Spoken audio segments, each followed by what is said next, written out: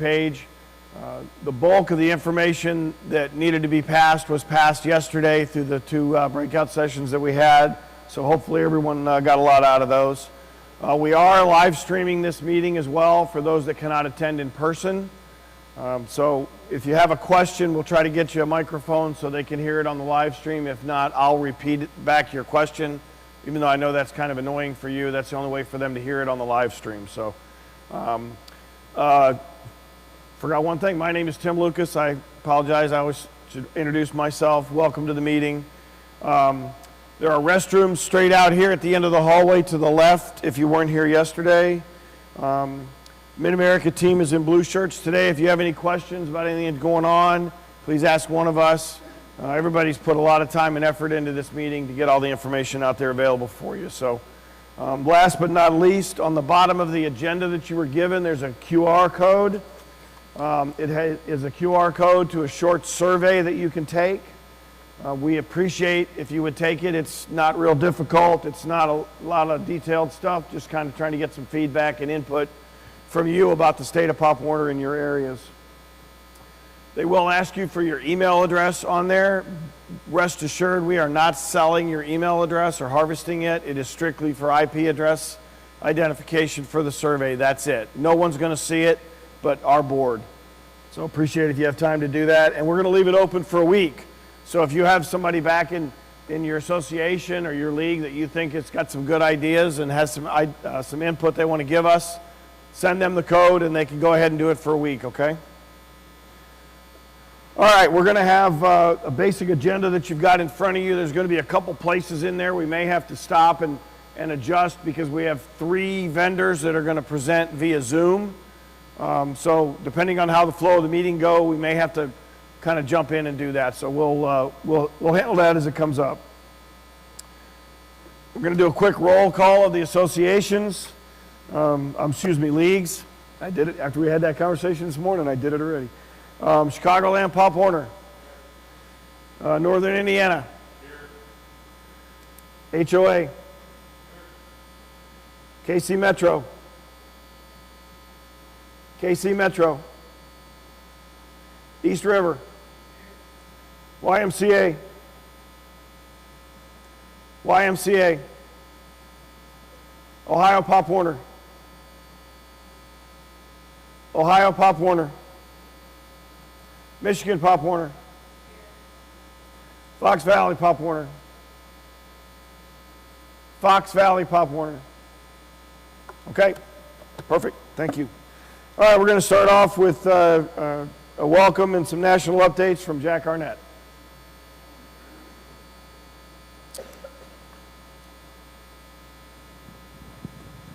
Thanks, Tim. Those of you, some of you have been around a while, have seen these region meetings evolve quite a bit from what they used to be. At one time, we had only league presidents in the meeting, and these were kind of mandated, real formal meetings. We've changed that in Mid-America quite a bit to run this into a multi-day session where we could get real meaningful training in for a day or two and then do the formal meeting today. But we thought it was the right thing to do to open it up to associations and board members also. And so that's what we've done. So just the format's changed a little bit, but we'll just keep tweaking it every year to make sure we use this in the way it's designed to take care of formal business, but also get training done that we need to do. So today's going to be a short recap from each person that presented yesterday, and we really want to use this as an informal way to get some feedback. If you caught anything yesterday in one of the sessions that caught your attention that we need to circle back on, that's what we'll do, and we'll do it today, real informally. Go down through the schedule. We'll interject in a couple times where the vendors are coming in.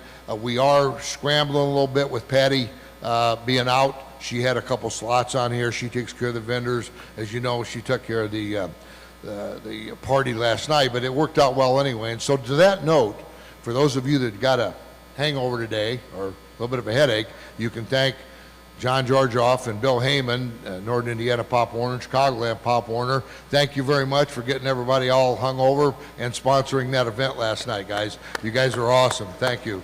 Yeah. Yeah, everybody had a good time, I know. And I promise you, next year, when Patty or Bill are back, they'll get us back into the gambling casino night mode where we can all have a lot more fun. But without them, it was a little tough this year. So let's see. Region update. Our motto for this year is going to be everybody's not fit for Pop Warner, okay? It's the old square peg in the round hole thing. We're going to quit trying to do that. Our goal is to try to make sure that all of the folks that approach us about becoming Pop Warner, all the folks that are here now, understand that we're a unique program and it's not the best fit for everybody. And we're going to really try to take really hard care of the ones we got and then go out and get folks that want to be part of Pop Warner. They want Pop Warner in the name. They want to be Pop Warner. And that's the way we're going to move forward. We think that's important. The national office is putting on a hard initiative on recruiting. Good. I'm glad. It's a long time overdue. What little bit of recruiting has been going on has been the regions. So it's about time, you know, that we've done that. We've made some great rule changes at the national level, going to age-based and doing some of the things we've done to get us more in line with mainstream youth football, because we kind of fell out of that a little bit.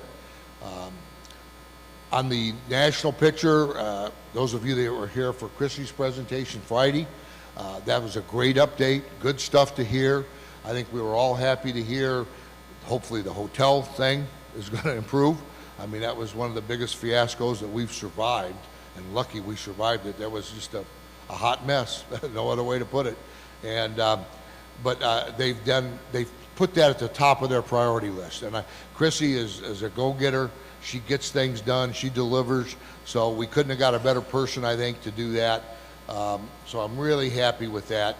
I think that's going to get us in the right direction. On a regional level, as you know from listening to the recaps or the breakouts last couple of days, not a lot that you didn't expect before you got here.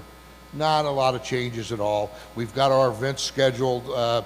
Schaumburg's going to host a cheer. We're kind of excited about that new venue because we all like the venue anyway from our scholastic background there. Millie's anxious to see how that's going to turn out, but we all think that that's going to give a different perspective to our participants and a brighter and offer some more opportunities. So a really good job in making that shift, Millie, and I think we're going to appreciate that. Football-wise, we've got Chesterton booked for the playoffs. We're also looking as a to help us out depending on how the brackets go. They got that multi-field there. We can knock out a lot of games if we need to. So football side will be fine. Scholastic, of course, we're staying right on top of the country with that. Our Scholastic banquet doesn't miss a beat, and you know what a great event. Shame on Pop Warner for dropping that nationally. You can take that message back too, please. Yeah. I think that's about it. The only things that I'm trying to that come to mind with regards to some of the discussion that came up, with regards to Brian had asked some questions or kind of got the discussion going. Maybe it was Tim's breakout over here about state IDs. Okay. All we're looking for is input right now, completely. We haven't made any decisions. That's clearly something that's allowed now. 4 of our leagues are using it already, or 4 aren't. I think that's the way the breakdown is. So, you know, we want to uniform that if we can. So we'll get the input. We'll see where it goes and work with you and do the right thing there. I don't know. The other thing, and they'll touch on it, was I was really glad to hear about the Hall of Fame. That's new and exciting. I'm really glad to see that somebody's jumping on the Challenger program again. And after the presentation that Chris made, we got a couple leagues that came up and said they wanted to step in and do that. So that's great. We already knew Chicago had at least 1 participant that wanted to, and sound like we may have 2 or 3. So that's really good. So I think that's probably, unless you got any questions, that's probably all I've got. Bill will give you a finance report later, and then everybody else will pick up the rest of the stuff. They're the ones who do all the work. So I'm going to turn it back over to them unless anybody's got any questions of me. Last thing I'll say is just the commissioner's role is new, and we appreciate your patience with that, and we're going to keep working. We got some great folks in those roles, and hopefully that works well. So, Tim, I guess I'm past the baton here. Thank you, sir. Turn that off so we get a bunch of feedback. All right, so next up is Tim Arvanitis with some policy and administrative updates. Tim? Good morning, everybody. Just want to take a moment to thank the administration and the panel that put this whole thing together over the weekend. Did you guys have a good time? Good. Glad to hear it. Glad to hear it. We had a lot of information shared yesterday. I'm just going to go over it briefly as to what the topics were. We talked about, and this all came from the administrative manual, so we talked about how to conduct a hearing, and a lot of the stuff is spelled out in detail in that manual. And everybody that's currently in the room, league presidents, they signed a document saying that they received the most recent version of that admin manual. So in order to get it, most effectiveness out of that manual, you definitely want to review it in its entirety. And we talked about some topics that we see on a year in and year out basis, and hearings is one of them. Filing charges, the bylaws and how they're designed, the composite of the board, importance of training and supervision, event request forms, obviously that was a side topic. We talked about preseason games, league certification, and then obviously Jack just touched on the use of state IDs, which are currently allowed according to the rule in the rule book, but we are just taking input from you guys. And if you got any questions about these topics, anything you want to expound on or go into detail with, I'm here all day, so I'll be over there at the corner of the table, and I'll certainly be able to answer any questions you guys might have. Have a quick Okay. sit. All right, and you don't want me to touch on the volunteer of the year until later on? That's later. That's later on. Later? Okay. It's later on, yeah. Thanks, guys. Thank you, Tim. All right, next up, Larry Babcock with a football recap. Good morning. Touched on some new rules for both Federation and Pop Warner. I'll briefly go through Pop Warner, nothing earth-shattering. I think the couple biggest things is the jersey requirement that's got to be approved by the region now for anybody advancing to regional play. We've actually extended it that everybody needs to bring it to me so that we don't run into the problems at regionals. Pop Warner eliminated the free blocking zone, which was another kind of safety rule as well. So nothing earth-shattering. Everything's pretty in line. And the biggest rule change at the high school level is the addition to the intentional grounding rule. There's an exception there. So from that standpoint, I'm pleased with where we're at rule-wise. We touched on some individual rules. We touched on some communicating with officials, coaches' conduct, dress, regionals. We will be at Cheston High School, will be the main site, and then depending on numbers, we will also be using Addison, Dino's stuff. We'll use them as well, where he's got, where we need some overflow. So there is a shot that some of our overflow games, depending again on bracket sizes, will be played in Illinois as well. Okay. And I believe the weekend of November 10th will be the first weekend of regional playoffs. We also had a discussion on helmets. It is our understanding that many of our associations are having a hard time getting helmets back from recert. So we have a plan in place for that. Going forward, we've spoke with the league presidents that affected, and they're going to take that back to their respective leagues and move forward. All in all, we had a really great turnout in the football breakout.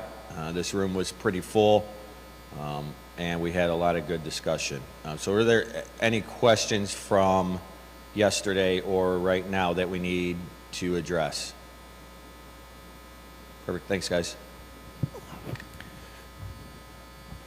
Thank you, Larry. I do want to talk about one thing we talked about yesterday. There wasn't a lot of conversation about it.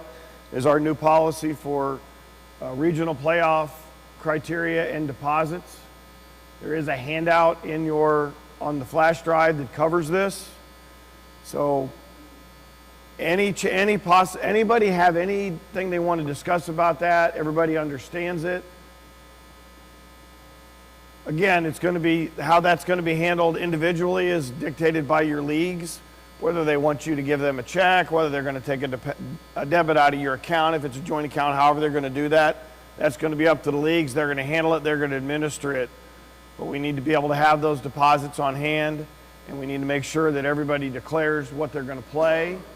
And obviously that's an incentive for you to stay in the bracket all the way through.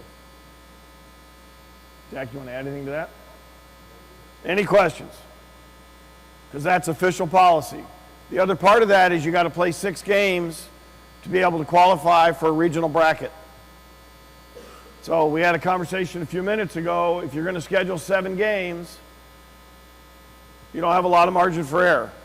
I'm not saying you shouldn't do that. Understand, if you don't play 6 games, you can't play in a regional bracket.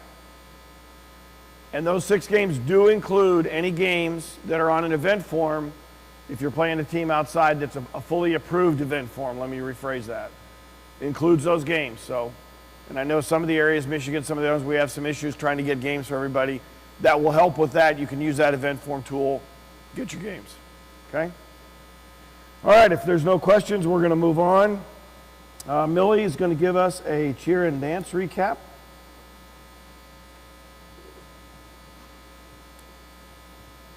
Because Brooke said she didn't want to talk to anybody. I said I get like a whole half hour, right? You get it whatever time you need. 5 minutes tops. Okay, we had a really good breakout yesterday, I thought, with the cheer and dance. We started off with Lisa Borzetta from Waikata coming down, zooming in, and she gave us all the rule changes, where to find all the paperwork, where to find all the divisions, all that kind of stuff. Also dates of what's happening in the world of Waikata. Brian then came in and did the state ID presentation. Went over like a wet balloon, but you know, hey. And then our hour was up, so we actually moved out into the hallway over here and had a really good meeting with all the cheer coordinators and coaches that were here regarding how we are restructuring our regional competition and, you know, times and things like that we're going to do there. Our regional competition, as Jack stated, has been moved to the Schaumburg Renaissance Convention Center. We have the whole convention center there. It's a huge facility. We're going to try and mirror more what the national office is doing, make it a lot more flashy for the kids and giving them a really good experience at our regionals. Looks like it's going to be a completely full day. I don't anticipate us getting out of there probably till about 7 or 8 o'clock at night. It looks like our team counts are going to be increasing a little bit, which is all good. What else? We're still going to be doing the Princess Gala. That's going to be October 9th. It's going to be over at the LaPorte Civic Center where we've had it before. It seems to be a really nice central location for all our leagues to be able to come down to, including Wisconsin. Yeah, that's pretty much it. Does anybody have any questions regarding cheer, dance, what we're doing, how we're doing it? No. Everybody knows my email address. 90% of you have my phone number. If you have any questions, feel free to give me a call, email me, text me, whatever. All right? Thanks. Thank you, Millie. All right, we are really cranking along here. I hope we don't have a gap before one of our Zoom presentations. So, I'm going to talk a little bit about communications and social media. Joel Baltaser, did I say it right? Is going to talk to us. For those that weren't here yesterday, didn't hear him, Joel used to actually work for the national office, and he's now branched out on his own, and this is his profession, so he knows what he's talking about and can help you out a lot. Yep. Good morning, everybody. First and foremost, thank you to Jack and Mid-America for giving me a chance to come in here and talk to some of you. Prod.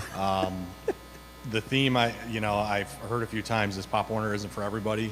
The nice thing has been getting to some of these meetings, which I haven't done a lot since I've left the national office, and along those lines, just talking to people, you can tell right away that the people that are here, Pop Warner is for them. It's just amazing to hear the stories and the fact that people start with their kids in the program and they just don't leave. They want to stay with it even when their kids are gone. So it's a testament to all the work you guys put in, everybody here. So, thank you. It's great to hear. Just makes me feel better to keep being involved in Pop Warner. So the main points that we talked about yesterday in terms of website, social media, communications was, the first thing was just kind of taking a look at taking a look at the league websites and seeing who's doing what and who's missing on some things. So all this stuff I was a little behind the ball, so I'll email to Jack and have him pass along to you guys. So a lot of what I talked about is really content and the notes on this presentation, so I'll make sure you guys all get them. But it was just going over everybody's websites, making sure you had key points, and these things are based on what I see coming through the website, the national website, people looking for your local programs, what information they're looking for. So it's really kind of focused on, nailing down a few specific points on your website. Those leagues and associations that don't have websites, there's a link in this presentation. Everybody's has a free Pop Warner website available through Sports Connect or Stack Sports. It's a very easy process. You sign up, they get you going, they do a little training, and they provide you some tutorials. So they're very easy to use. They're mobile friendly, which is big because 75% or so of people that are going to your website are going to be doing so on their phone. At least it's probably close to that. That's pretty similar across the board. So take advantage. If you don't have a website specifically, please get one. This all ties into marketing and recruiting. If you don't have an online presence, people aren't going to find you. So take advantage of the free sites. And it also has the online registration component.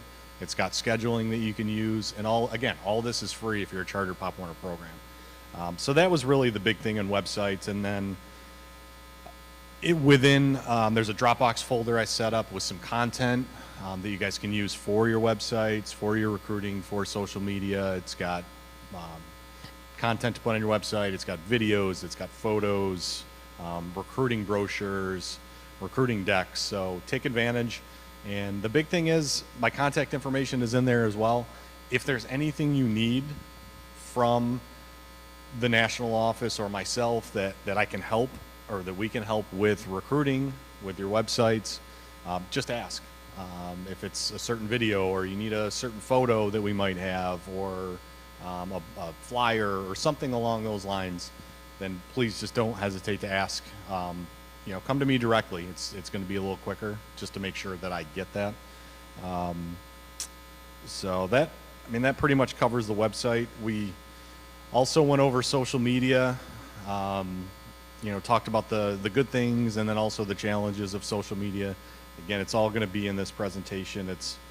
The bottom line is, number one, make sure you have a website. Number two, make sure you have at least one social media channel that you're communicating information out, because not as many people are going to websites these days. They're relying on your Facebook pages, your Instagram pages to get updates. And we also talked about utilizing YouTube, because that's one of the most popular ways especially for kids to learn about your program and to see about your program. So there's some videos in that Dropbox folder that you can just put them right on there, just to get some content, and then just work on showing people what you guys do, showing the game day experience, showing a cheer competition, showing a jamboree. Like, take some quick videos on your phone, upload them. Just the more content, the better, to get your online presence out there and to show people what you do.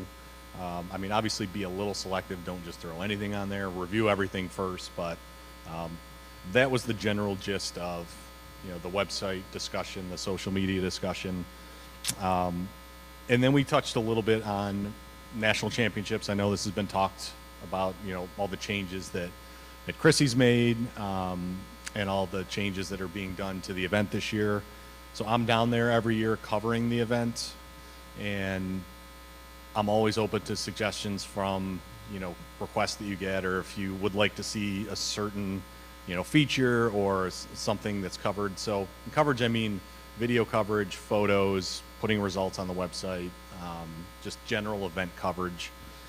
And another topic with championships would be if you have programs that are coming down that have local media that want to cover you and they can't make it down, because most of them can't these days, reach out to us through the championship website, which is popwarnersuperbowl.com, and we'll get in touch with them to get, if they're coming down, we'll get them credentials. If they can't make it, we will provide everything they need. So if you have a team, a local team here in Michigan City that's competing, and the TV station wants to cover them on their local news, we can give them highlights, we can give them photos, we can arrange for coach interviews, player interviews, we can get everything they need to cover your program specifically and get, again, this all ties into recruiting, just to get that exposure for you. So that is one thing we offer that's not always relayed. It's usually on a case-by-case basis, but if you have programs that are coming down, just let us know and we'll reach out to them.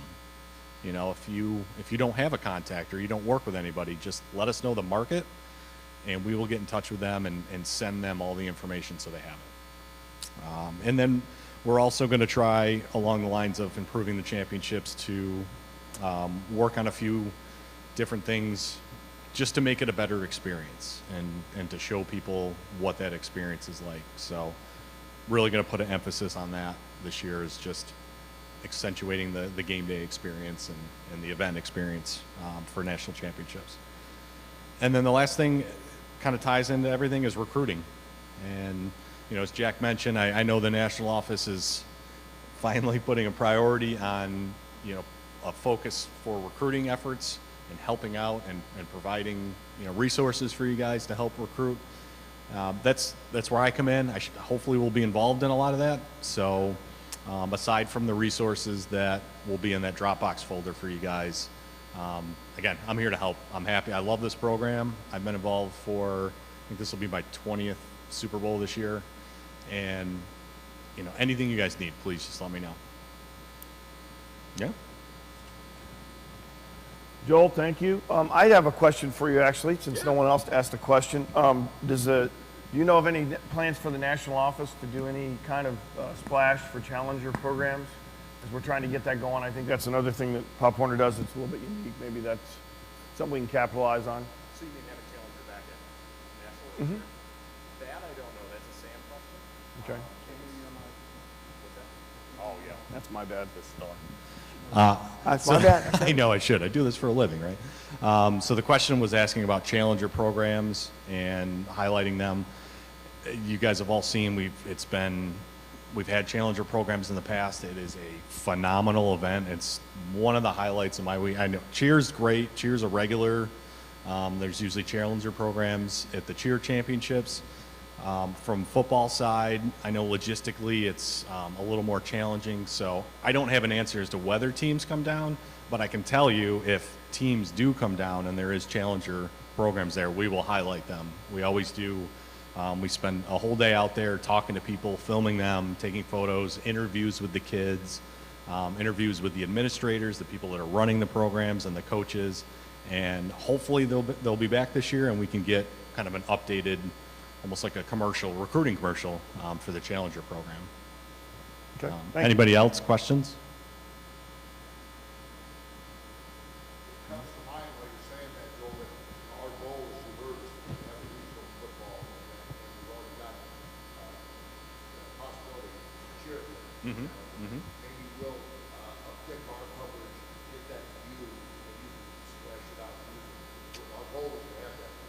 Yes. No, that's a great point, and just from a Challenger perspective and from anything you guys do locally, is if you have a big event or there's something that we can help push out through our channels, do that. If you have a first time Challenger program and you can get in touch with me and we can work on getting some photos or some coverage, we'll help get that out for you guys and help spread the word, because it's helping the whole program. And that goes for anything, football, cheer, scholastics. It works best from the ground up. So if you guys, have something like that, please feel free to relay that through me or anybody at the national office and, get some coverage. Anything else? No. Well, thank you again. I really appreciate being out here and getting to meet a lot of you. So thank you. Thank you, Joel. Appreciate you being here. Have a safe drive home. Hopefully the weather cooperates. All right. As you can tell, we're pretty far ahead on the schedule here. We're going to keep on marching. We do have our first Zoom at 11, so we may end up having a break before that. I apologize, but some of these things were set in stone ahead of time, and they're moving on. So Ida was not able to be here today. She did a really nice presentation yesterday on roster software. So I would tell you, if you have an issue or any questions about that, to contact your local league business manager, and they can contact Ida. I know Ida's very, very willing to do Zoom calls with people, get online. I mean, we've actually done some times where we've actually had people travel to areas and do training. So those are all possibilities and on the table, but we can't help you if you don't ask. So if you have an issue, let us know. We'll get you the information. The other piece of that electronic side is the online coaches certification. I know Bridget gave a presentation yesterday. She is here. If anybody has any questions or concerns, she'll be happy to answer them now. If it's beyond just a simple question and you have a bigger picture situation, contact Bridget directly and she'll be happy to help you. Anybody have any questions for Bridget? Come on, she's really nice.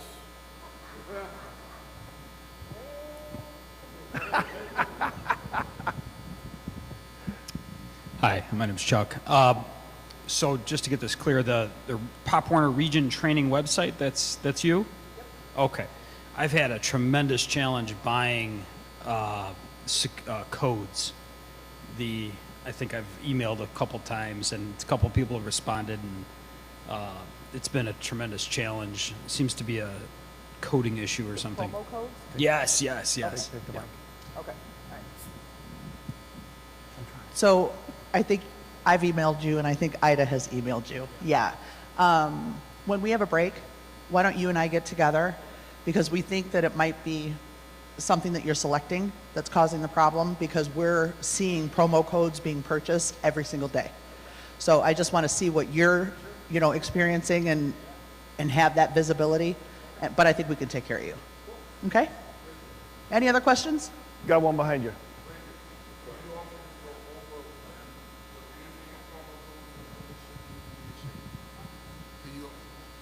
I was saying, can you also go over who should use promo codes, when they should use promo codes, and those kind of things? Yeah, so a couple times, or a couple things that we've noticed this year is that our users are going in, individual coaches are going in, I've not had enough coffee yet, and to pay for their course, they're buying a promo code and then going in and applying the promo code to their course. You don't need to do that. It's not wrong, but you don't need to do that, because on the course, right on the website, it says pay now. And you could go directly into that course and make your payment and start the course. You don't need the promo code. The other thing with promo code purchases is that there is a long list of promo codes that are out there right now. And that include 2021. Now, Ida and I removed Mid-Americas. We didn't want to touch Southeasts. But you want to make sure that not only A, you're selecting Mid-America, but B, you're selecting the current year for the course, which is 2022. Okay, and we have seen a lot of people who have purchased, and this is one thing that we need to talk to Mark about, they've purchased previous year's courses. So if we've forgotten to take those courses off, the system is still allowing them to purchase that course, but the course obviously is not open, which causes a problem. So that's one thing that I have on my list to take back to our technical side to have that removed. But make sure you tell your coaches, check the current year. And also make sure you tell your coaches it is Mid-America, not Southeast. Okay? Yeah.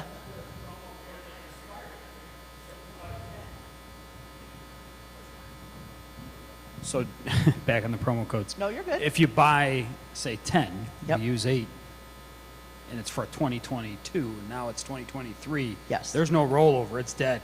Okay, there is not a rollover, right? So when you purchase a promo code, you can put an expiration date on it, right? But, well, now hold on. I got you.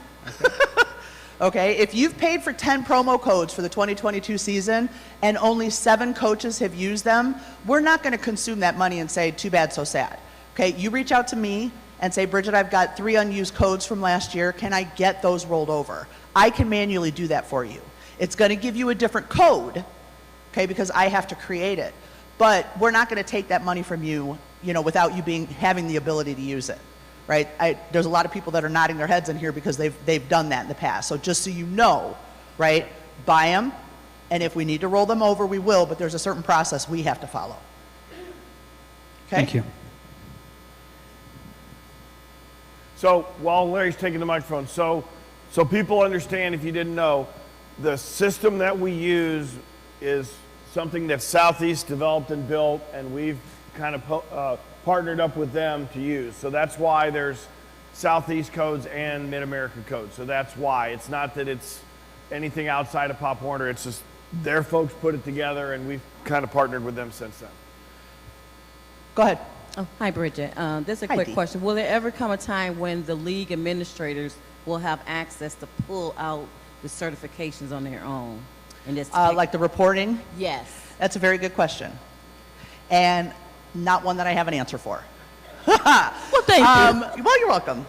Even in our legacy system, we did not give out the access. But Dee, as you know, all you have to do is email me. Okay, and this is one of the things that I talked about yesterday in the session.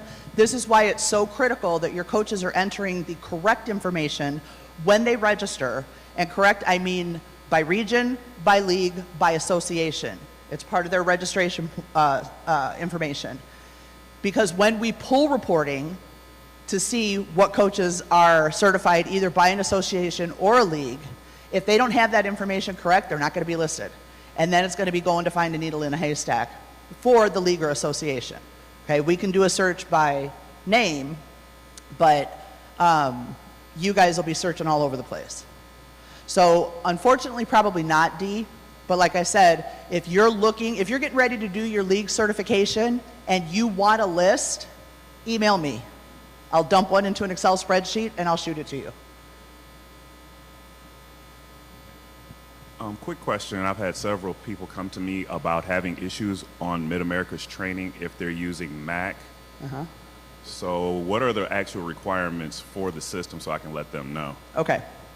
Unfortunately, the website is not Apple friendly for any kind of Apple products, nor is it mobile ready. Okay, we did have an individual in the session yesterday that said she was able to certify last year on her iPad with no issue.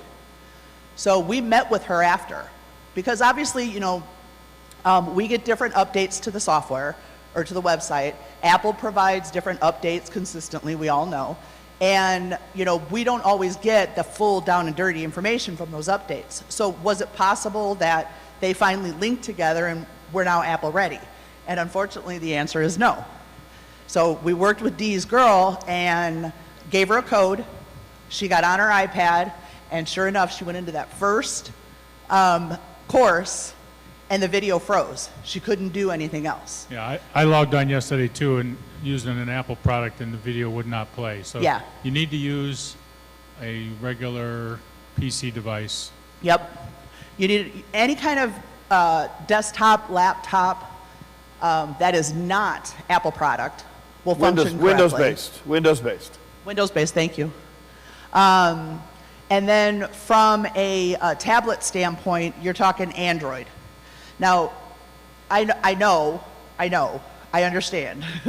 Apple is very, huge, and probably more huge than, Android or anything to that effect. But unfortunately, that's just the way that it is right now. We are continuing to have those conversations to get this to be Apple ready or Apple capable. The other thing that I want to point out too is when you register and you look at your profile, there is a code, like an app code, at the bottom of your profile that says mobile ready. Okay, it's not mobile ready. You'll be able to scan that code and you'll be able to get into it, but I'm telling you right now, even on an iPhone or an Android, the app does not work correctly. And when it could cause you, one, to have to retake and retake and retake, okay, courses or quizzes or whatever. But the big thing is, if you're trying to make payments via that app, okay, we've had people where it's double and triple charge them because it froze, they hit refresh, it froze again, they hit refresh, and all 3 times the payment system caught it. That's why we're saying just don't even use it. Okay? Anything else? Yeah, I understand with the trials and tribulations that are the current software and everything, so that's a huge undertaking. But is there any intention or motivation to doing or mirroring what Waikata is doing with the 101, 102, 103 to kind of change up the training year to year instead of taking the same training? Well, I can't speak directly to what Waikata is doing. I haven't been in there to take that test in quite some time.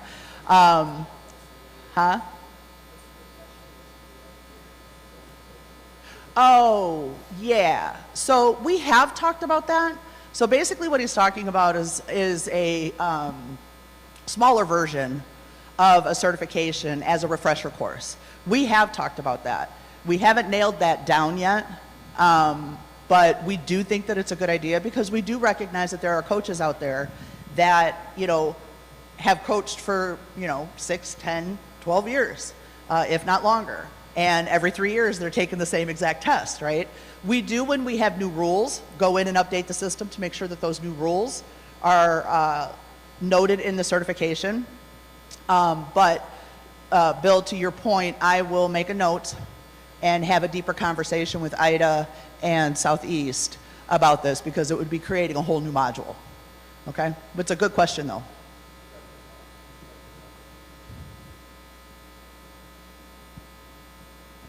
Since she threw my name out there, I'll put it out there.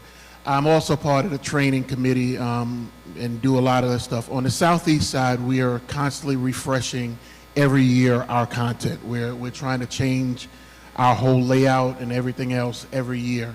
We talked about, just like she said, doing something along that lines. Here's where the problem comes.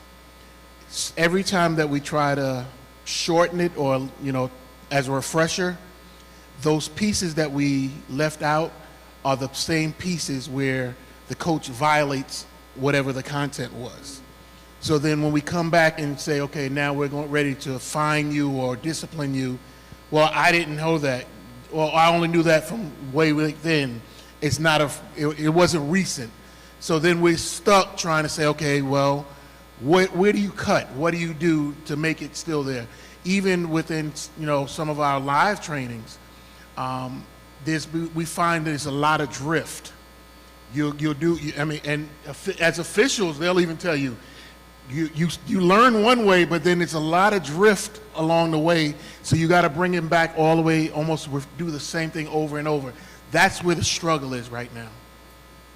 And just to piggyback on that too, one big thing with all your coaches, especially with the MAPW or Southeast training, but our training, this is a 10,000-foot view of the rule book, okay? They still have to go read the rule book, okay? They're not going to retain everything that they went through on this 3 or 4 hour, however long it takes them. They're not going to retain everything. Even if we had a session with them all sitting here and went page by page by page in that rule book, they're not going to retain everything. We know this. That's why it's a 10,000-foot view, and then they need to go back and read the rule book. It's so, so important. And I can't tell you, I've been doing this for, 100 years, and being on the field and having conversations with coaches because we see something that occurred, and you mention that, well, that was on your certification. It was, and it's in the rule book. And then you just get that blank stare. Yeah, they forgot about the rule book. So make sure you land that message with your coaches that, yes, this is an overview, yes, this is important, but take that rule book and take it home and read it. Yes, Dee.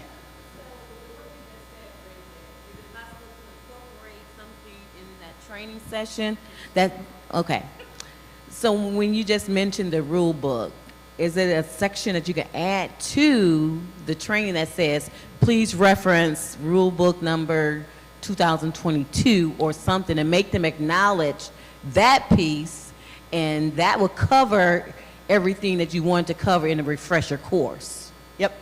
And that's a really good point, and I'm going to take that back. I do think that there are, especially in the risk management sections, there are some notations in there on where it's located in the rule book, and we can, and I'm not trying to be, negative about this, but even if we put those notations in there, are they going to grasp it, right?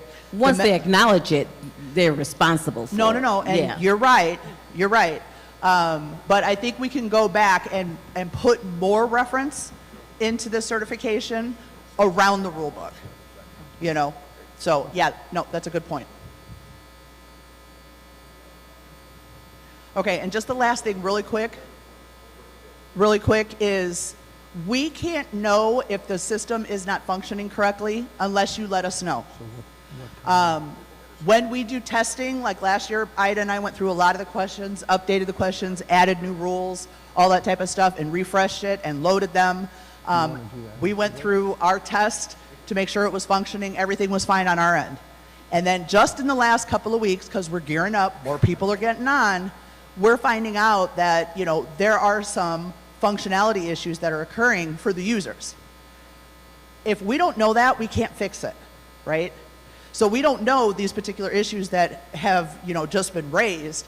Has that been that way since we've loaded back in March? We don't know. So please also utilize the support option on the website. It's located on the user's dashboard. Or you can email myself or Ida directly. You can also use the Contact Us option on the Mid-America regional page as well. Okay, thank you. So to put a bow on it, I just want to emphasize one thing, thank you, Bridget, that Dee said. This is really important. Your coaches are acknowledging that they have this information and they understand it. The other thing that it does, as Tim mentioned yesterday in his admin session, is if you've been trained and something happens that's outside of that, there's some level of protection for you from liability that you have been trained properly on the Pop Warner rules, the guidelines, all of those things.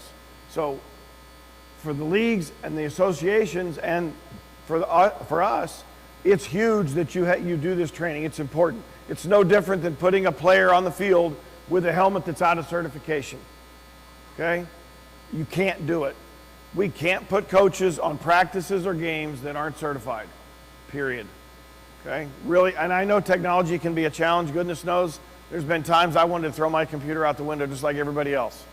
So I know it can be a challenge. Bridget and her team, Keith and his team have worked tirelessly to improve this system, and it's getting better every day, so please be patient with it. But understand, you absolutely must do it. Just like the Waikeda in the cheer, you have to fight your way through it. And we'll help you any way that we can. And Jamie has an announcement. Just real quick, things are going pretty quickly today, so Ian is coming around. If you haven't ordered a cheeseburger or a hamburger, let Ian know, because he's going to place an order and we're going to just bring lunch in. So, yep, everybody get your order to Ian, hamburger, cheeseburger, please. Thank you. All right, so we're gonna skip over a couple things because the next couple things we have are the Zoom presentations that aren't until later, and we can't move them up. So we don't really have any new business to talk about. That's one of the items on the agenda. Anything new we brought up in the meetings yesterday, the past meetings. So if Bill, if you could do your treasurer's report now. That would be awesome.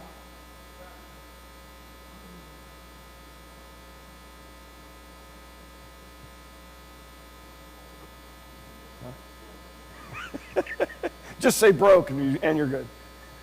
Don't ask us for anything, we don't have any money.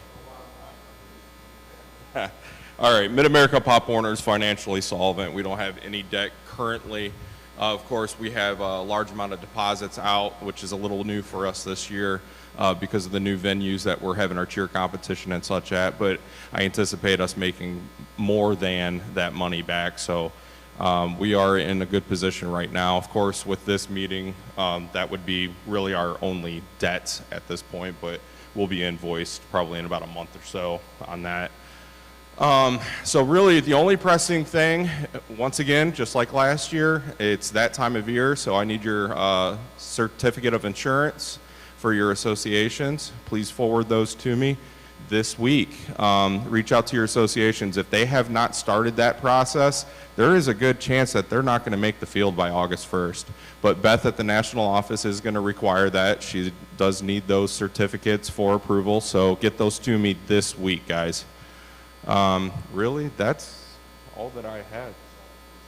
Yeah, they cannot practice August 1st without those COIs and that approval from the national office.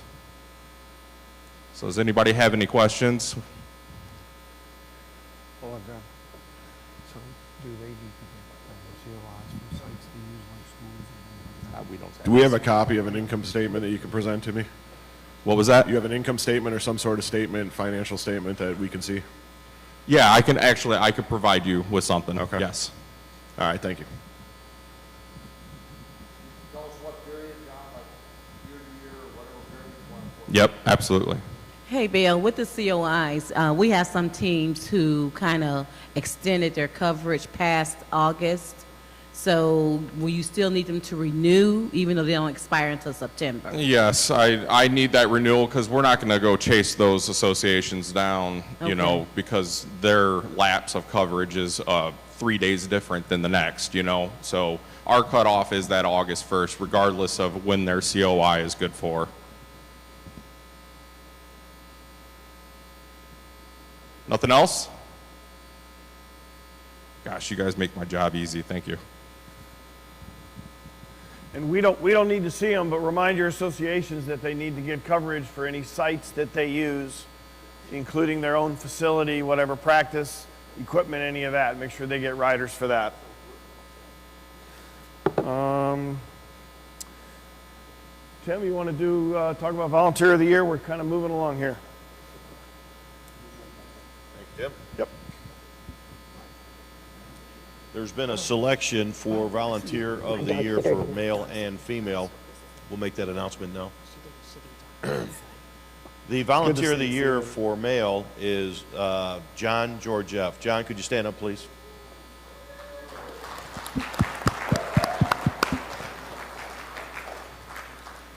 And the female Volunteer of the Year is Kim Stewart. Kim, could you stand up, please?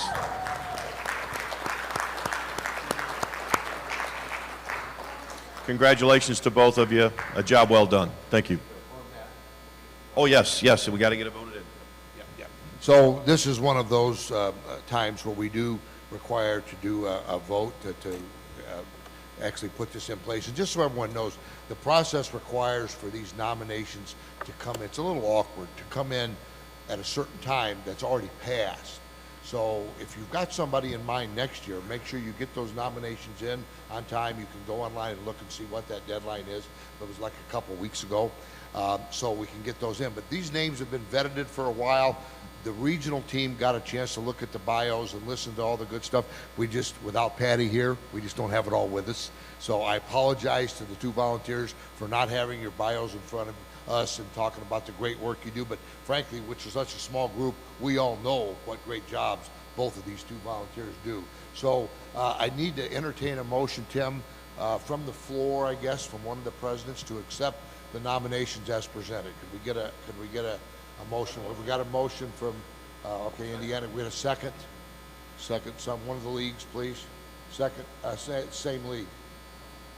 Another league got a second from Jimmy. Okay, got it. Yeah, fine. And we will then call the roll on the vote on that, please. Yes, Just for the sir. record. Yes, sir. I'm sorry? Yep. By D, okay, I put down Jimmy, okay. All right, I had my head down, my apologies. Okay, so the options here, all I want to hear is yay, nay, or abstain, okay? Chicagoland, Pop Warner. You probably need to abstain.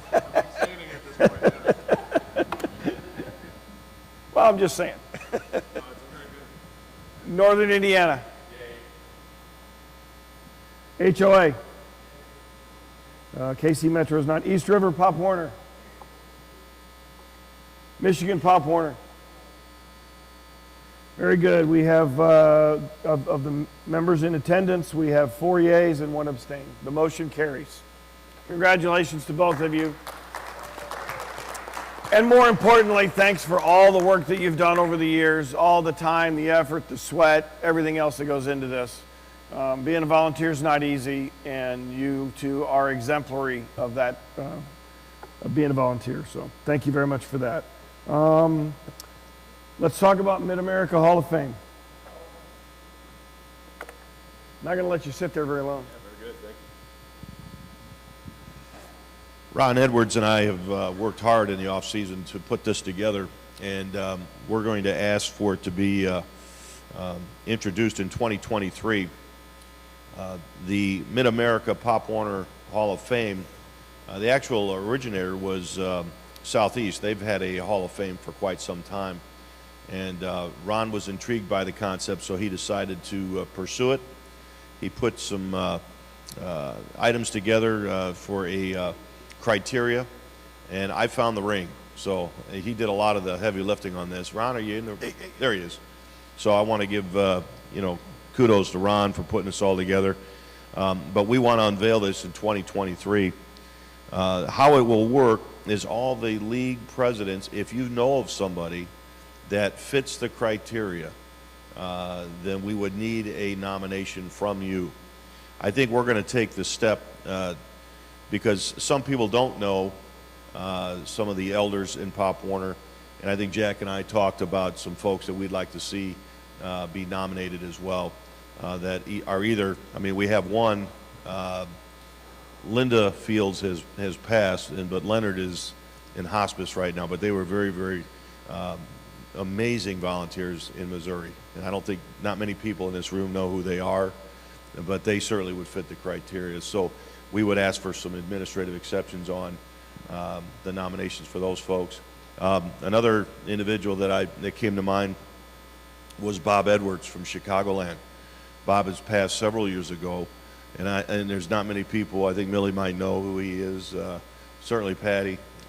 John obviously knows, but an elder that was an amazing volunteer. So we definitely want to give him a nomination as well. But there's those folks we're probably going to include in the first class, I would imagine, as nominees.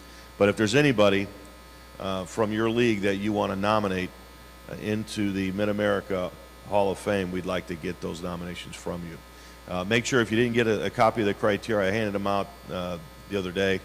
I can certainly, I or Ron can certainly send you a copy of that criteria. But great thing to do. It's certainly that nugget that everybody's going to try to aspire to attain. So let's make it a great experience. And the plan is to have a tab or a page off the website eventually for that. Obviously, that will take a little time, as we know, with technology. Okay, so yes. That'd be great. Yep, that's great. It's going to be combined into one. Everything. Yep, everything. Just to give you a couple of the points, and again, it would be best if Tim or I send out the list of criteria that we've established. This is not a fixed list. We're still adjusting it, and again, we plan on rolling this out in 23. We do need input. We're welcoming any input that you may have. We're looking at 25 years of service if they've been on league boards or regional boards. If they have not been that high up, we're looking if they have been at the associate level, association level, or league level, 30 years of service. We're looking for people who have spent a lot of years in the organization because they've been dedicated to it and they've made some positive inputs during that time period to better their organizations in Better Pop Warner.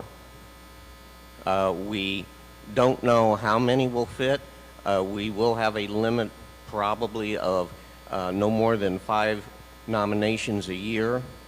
But starting out, we always have to play a little bit of catch up, but we want to reward the people that have made Pop Warner a part of their life, and certainly not to take away from Volunteer of the Year.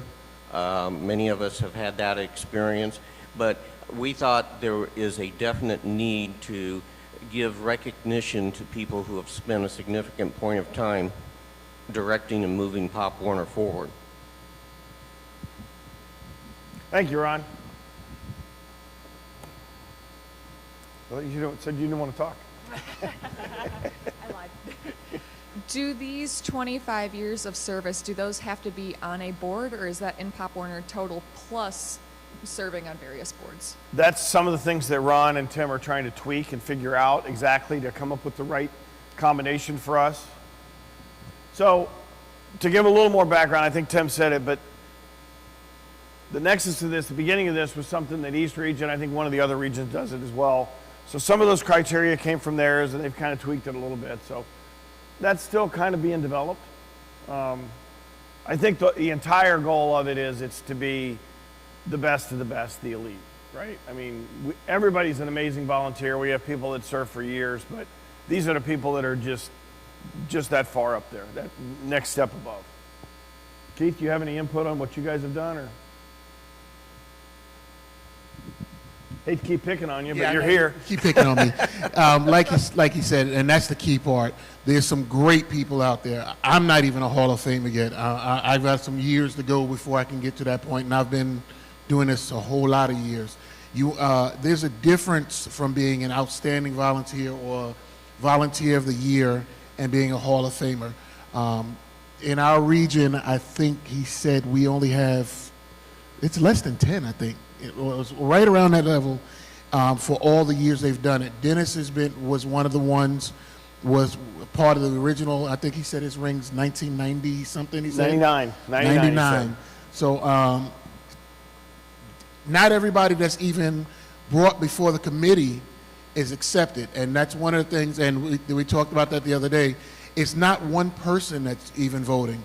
It's a committee that goes together and looks at it and does it. When you mention, is it at the just total participation? Well, everybody might have participated as a participant in the league, but after that, what do you do?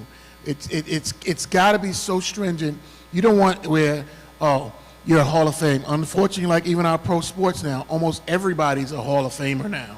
It becomes where it doesn't mean anything. You want this to really mean something, that when you can say, no, yeah, that's a Hall of Fame person, and you strive to be that way. I look forward to the day where I hopefully can get nominated into the Hall of Fame, because that means I've gone way above what anybody else has done. Thank you, Keith. Any comments about that or questions, any additional questions from the audience about that? Excellent work, Tim and Ron. Appreciate you guys putting that together, and the Southeast for sharing their information. All right, open discussion. Does anybody have anything they want to talk about, bring up? Challenges beyond what we all know about, besides getting your helmets back. All right, well, we're going to go ahead and take a break then until lunch gets here. We do have a Zoom at 11 with one of our vendors. So if lunch gets here before that, we'll do lunch. If it doesn't, we'll do the Zoom and then we'll maybe have lunch during it, whatever. So I have 10:15 right now, so at the very least, try to be back here by about 5 to 11. Thank you.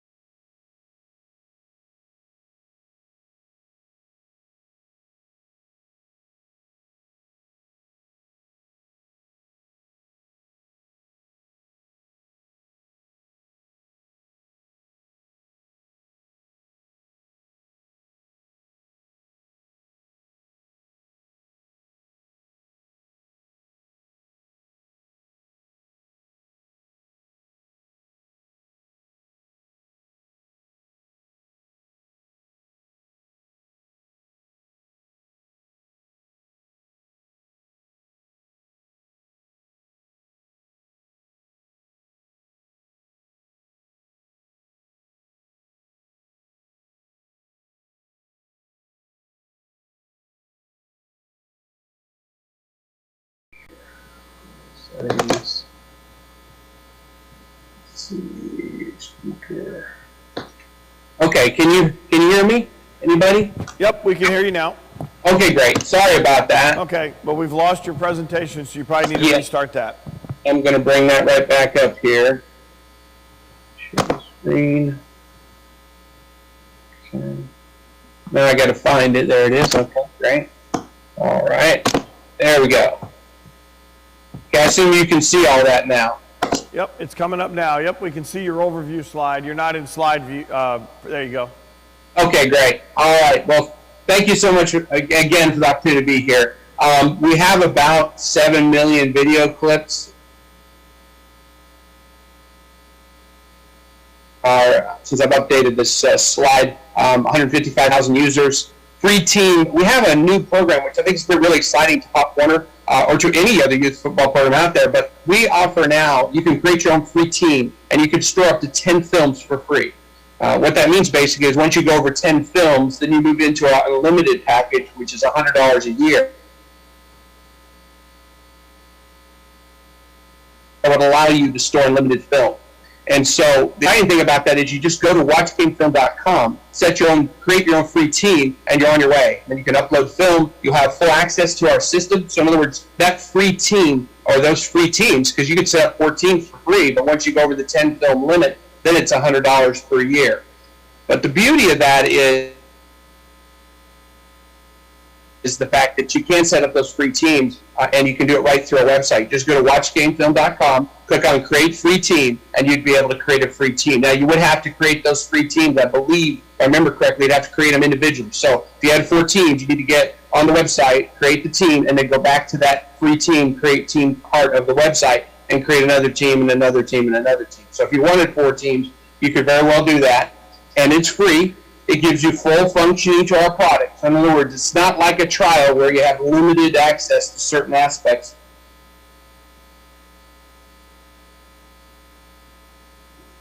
The beauty of it is you have full access to our whole platform for free. The only caveat is up to 10 films.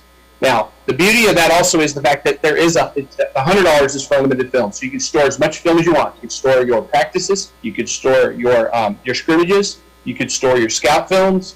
You could store your game film, and that makes it a lot easier. There's a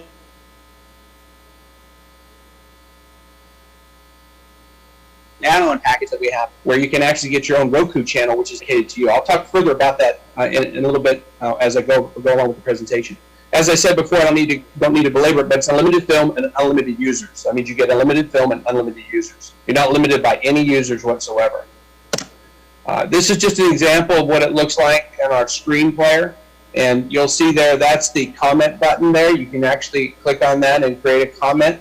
The comment that we created there was check if OLB drops at snap. If so, look at flat. If not, he stays up and looks at the outside post.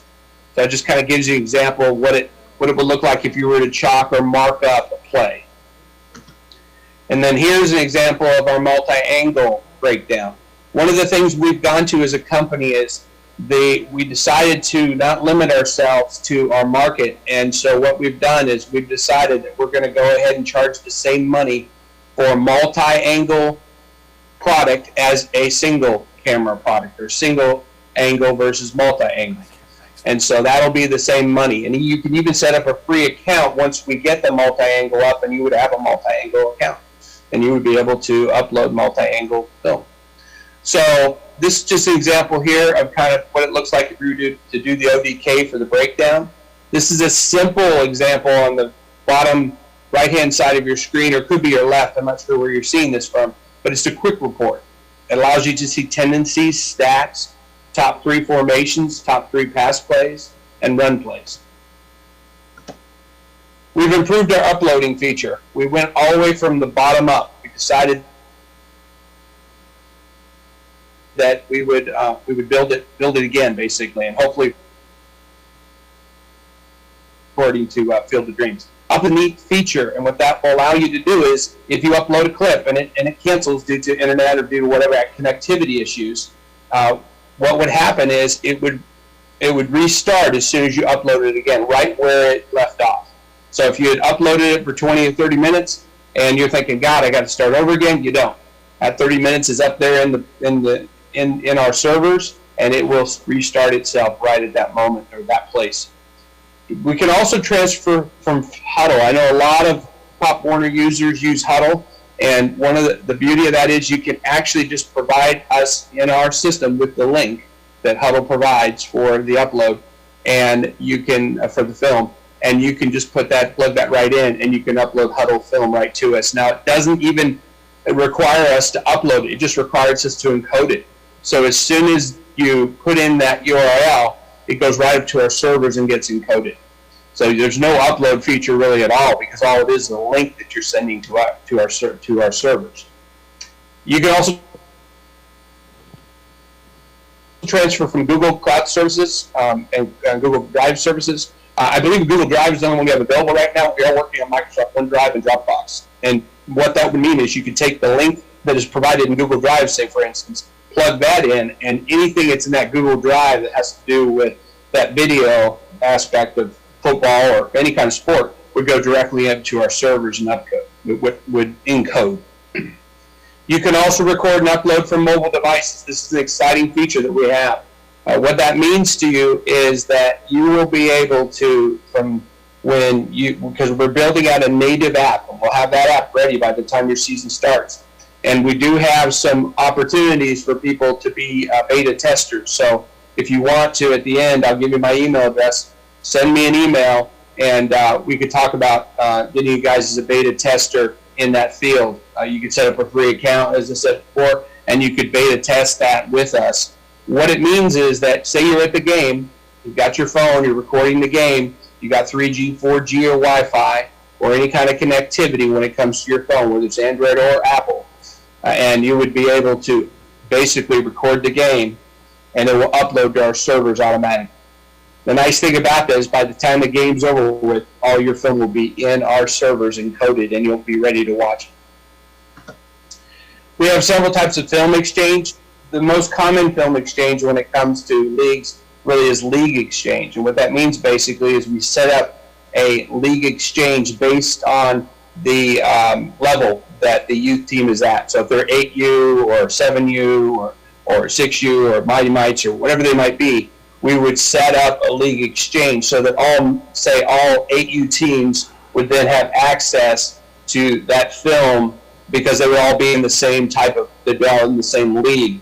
So they could transfer film back and forth, or film exchange.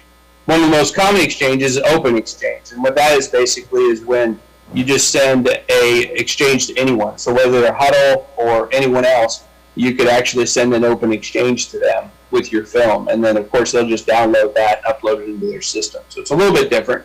But if they're on our platform, it's real simple. Then you just do a league exchange. These are just some examples of apps that we have. We have Calendar, Messenger, Highlights, Playbook, Practice Planner, Statistics, Documents, and Photos. And I'll go through those fairly quickly here. This is just an example of our calendar. A calendar looks a lot like an Outlook calendar. So basically all you'll do is click on that little plus symbol you see there in the right-hand corner under Settings, and you basically be able to create your own calendar. So you could put board meetings on there, practices, staff meetings, equipment checkout, scrimmage, and so forth. This example of Playbook, we decided not to build a Playbook creator. We just wanted to have a place where you could place your playbook. So if you have an existing playbook that is in PDF format, you could basically just upload it right into our system. And it's a very simple process. But we just didn't want to reinvent the wheel. There are too many people out there that have great playbooks or playbook systems. This is our practice planner. You can set your own practice plan up, and that'll help you with your team if you want to do that. This gives you an example of the quick report we talked about, where you have the tendencies, the stats, the top 3 formations, the top 3 pass plays, the top.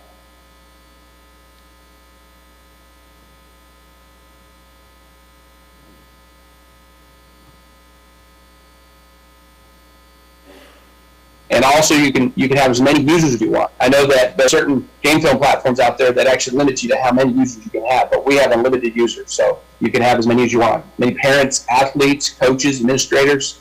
We even have a place for press if you want to put them in there. and also referees.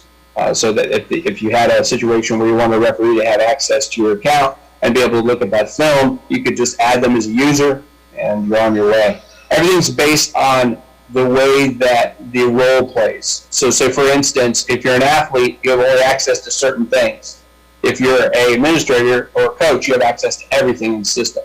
You can also limit or add to the athlete if you want to, or anyone else who plays a role, whether it's a parent or whatever. You could give them access to certain things. Let's say you had a parent who's helping you out and you want to upload film. You could actually give them access or the ability to upload film. This gives you an example of just a photo. I showed you documents before. You can store as many photos as you want in our system. And then this is kind of the exciting thing that we've added besides the record and upload, being able to record a video or record a game film and upload at the same time. This is our Roku channel. We are building out dedicated Roku channels for teams that are interested in doing that. If you think about it, it's really a great feature. Now you do have to have the 1XL program, the basic $100 product to be able to have a dedicated Roku channel. But the beauty of that is if you wanted to, you could buy one $100 product for one team in your specific franchise, and you could have basically then you could send the film from the other 3 teams up to that Roku channel, as well as the primary team. So you'd only need one Roku channel, which would cover all 4 teams. So it'd be $200 basically, and $100, so $300, and you have a Roku channel for all 4 teams. And then, of course, you could have your other 3 free accounts if you wanted to. So really, it would only cost, you could have access to 4 teams, basically. Have 4 teams, have 3 free accounts, which you created, and the other one would be the $100 account, and then $200. So for $300, all 4 teams would have access to a Roku channel. We also have an open API design we're working on. It's called Game Film Connect. And what it's going to allow us to do is extend watch game film through partnerships. Our goal ultimately is how can we benefit the community? We're not trying to be the only thing out there. We're trying to make sure that everyone else gets a chance to have their products looked at too. And we're going to build out a platform where people could jump on. So say, for instance, you have a game film company or a film company that does breakdown. And that's what they do. They break down film, and they do it wonderfully. And they do it for a fairly reasonable price. So say $25 a breakdown or something like that. They could be added to our system, and then you would go through Game Film Connect to connect with them to determine whether you want their product or not. And that's up to you. It's not up to us at all. We get nothing from that at all. All we're doing is providing a platform where people can share information and share their products. We also have NFL training videos will be in there, so you'll have access to all the NFL training videos that are in our system, and you'll be able to also submit community playbooks.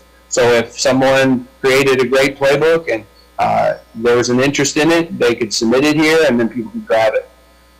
There's also, we're working on, and I spoke to our owner about this, we want to provide a benefit to people that have teams that want to raise money. And so we're thinking about creating a place where there's a team payment collection. So in other words, if somebody wanted to donate to your program or your franchise, there would be a little button that would have your franchise name on it, and they could donate directly to you. It'd be through a Stripe account, has nothing to do with us at all. We take no percentages from anything. All we're trying to do is provide a place or platform for coaches and for franchises to be able to get money into their system so they can buy helmets, so they can do all the different things they need to do financially. Our ultimate goal, the reason we provide such a reasonable product at such a reasonable price is because we want to provide a way for you to get everything you need for your team and not be taken advantage of by the prices that are out there when it comes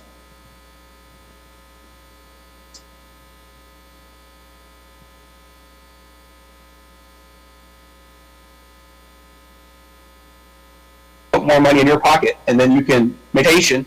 We certainly welcome you and wish you good luck this season. We hope that your season goes well and that you're successful. If you want to, at watchgamefilm.com transformational.com there, and I'd be happy to answer any questions. And you can also gamefilm.com. Excellent, excellent, Larry. Does anybody have any questions for Larry? You'd be able to access all the. You keep going. Anybody have any questions for me at all? Yep, we're working on that. Anybody have any questions for Larry? I said, did anyone have any questions for me? Anything at all? Not seeing anything right now. Okay. All right. Well, thank you so much for the opportunity to be here. We appreciate you taking the time. Have a good rest of your day. Every one of you, and as I said before, if you have any questions or need anything, please feel free to reach out. Will do. Thank you. All right. Have a great weekend. You're not hearing me anymore? Hey, Bill.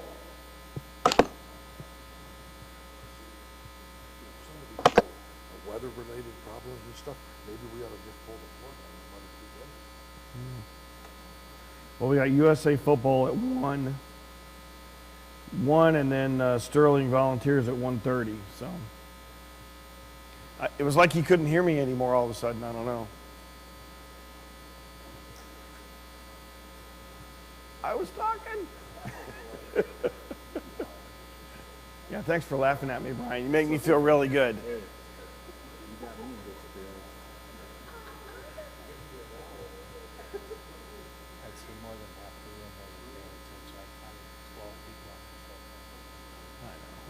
Even these guys up here are doing shit on the line and everything else. It's just, yeah.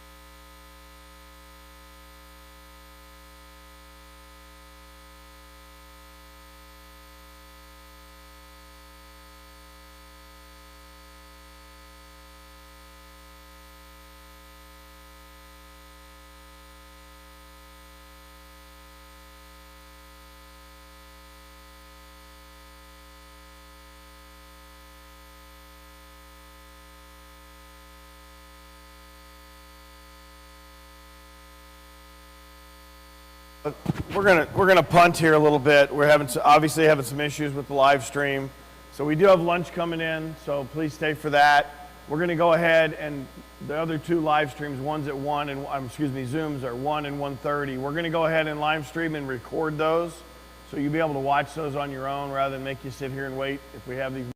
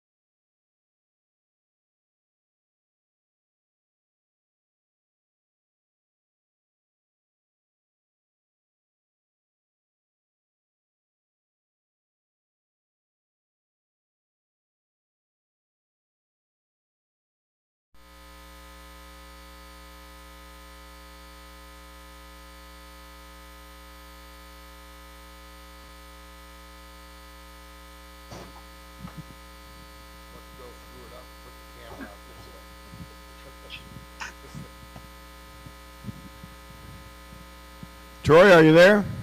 Yeah, can you hear me? Hi, Troy. This is Tim Lucas. I'm emceeing the meetings today. We're looking forward to your presentation. Everybody, this is Troy Gerber with Sterling Volunteers. He's going to give us a short presentation. Take it away, Troy. All right. Audio is pretty good? Looks great. All right, take it through a slide deck. Can you all see the slide? We're on your presenter view. I don't know if you want to switch it over. It's fine for us, but just so you know. All right, take that one off. Share a different screen. There we go.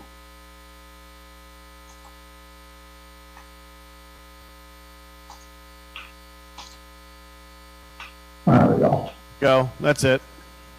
I think. Sounds great. There you go. Now you got it. Awesome. All right, so we're going to just spend about, 5-10 minutes talking a little bit about background checks. If y'all got questions, stay to the end. I mean, I can stay as long as you want me here. So we got just a few pointers that we'd like to make about the background check partnership and then the types of packages we're offering to Pop Warner leagues and associations. Been a partner with Pop Warner for the last 5 years.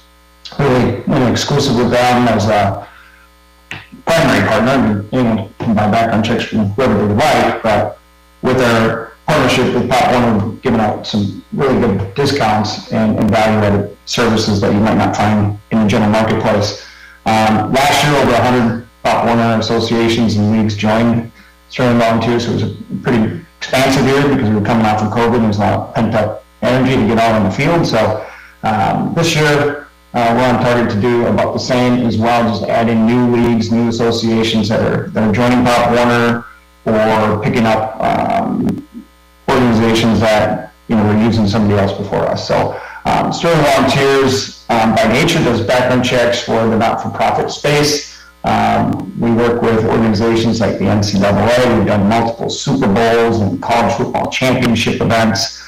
But what resonates our program with these sports organizations that it's very easy to use for both the coaches and volunteers as well as the administrators. So everything's pretty much done online. You can send out an invitation. Coach or volunteer picks it up in their email box and orders their own background check. They give the written consent to Sterling to do the background check on your behalf. They give us their personal identifying information, so you don't have to collect any applications or figure out what their name or date of birth or social security. You don't have to house any of that data. If you're using Sterling Volunteers, you don't need paper applications for your coaches that Pop Warner may require if you don't use Sterling. But the technology is built and designed for ease of use in mind for not only the administrators but also those coaches. Really, it's 4 easy steps for them to get verified and can be done on any device like iPhone or iPad or Android or PC, Mac. Wherever they're able to get to their email, they should be able to get through our application process pretty quickly. One of the reasons that Pop Warner went to Sterling Volunteers is we saw in the marketplace that there was a lot of poor quality background checks, kind of instant databases that were being offered for literally the price of a candy bar at a concession stand. What we came into the marketplace was just an add-on layer of services. We're not relying solely on a single database source to let us know who may or may not have a criminal record. So what we did was, right out of the box, offered up the leagues and associations a couple of baseline packages. There's a price difference, and we'll get into that in a second, but at the core of all that we're doing, we are looking for sex offenders, not only in your state, but across the country. There's 49 states we can report from. We can't report from Nevada for some reason by state law, but we are looking through the Department of Justice, National Sex Offender Public Website search on every order to see if these coaches or volunteers are registered level 3 sex offenders in the U.S. On top of that, we also run them through a nationwide criminal history search. And that's a database. It's time-stamped. I mean, if someone's been, arrested, they're going to tell us which courthouse, is going to hear the case. So it's a good database search, but you can't rely on it solely. So we're throwing in with our basic level search a product called Locator Select. which is another database, but this particular database gives us access to over 2,000 sheriff's offices in jails in the U.S. And if someone is arrested, it'll tell us which court is going to hear that case, and therefore we'll be able to pick it up at the courthouse. So we have multiple layers, just even in our 675 package. But really, court records are stored at the courthouse, at the county courthouse, and so it's one of the most expensive line items in background screening in the U.S. And so our advanced level would force Sterling to always do a county or state criminal background check, in addition to the sex offender and the national criminal file. That's why it is more expensive. But by adding those products, I mean, the more stones you overturn in background checks, the more records we find. I mean, that's just kind of the nature of the business. What we have learned over the last 5 years working with Pop Warner, through the regions, through the leagues and the associations, there seemed to be a paradigm shift to get the associations out of the background screening business and have it be managed at the league level. We're seeing that even with, let's say we have 8 out of 10 associations in one league last year, now all of them are being managed by one league. So instead of setting up individual accounts for each association, the league is now managing the background check program to apply that consistency across the board. And quite frankly, the associations have a lot more turnover at the executive levels, whether it's the president or the treasurer or what have you. We're seeing less turnover at the league level than we are at the association level. We do have the ability to set up individual associations or leagues. Doesn't matter to Sterling one way or the other. There's multiple payment options either way you set it up. We can either build the organization or build a volunteer for it. So it could be 100% free to your leagues and associations. Many of them do not pay for the background checks because they're picked up by the volunteers. So it's pretty easy to join Sterling Volunteers.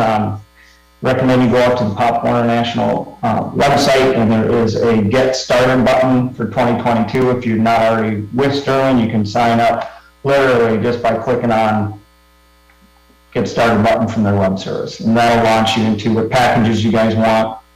You make your choice. If you want the $675 or the $11, doesn't matter, unless your league requires one over the other. And then that's it. Fill out some online forms, get submitted to us in a few business days. We'll activate the account and send out your welcome email. That's pretty much it. So I'm going to pause, but if you have any questions, there's my Sally. Give me a call. I'm going to turn back over to you guys and see if there's any questions that you all might have.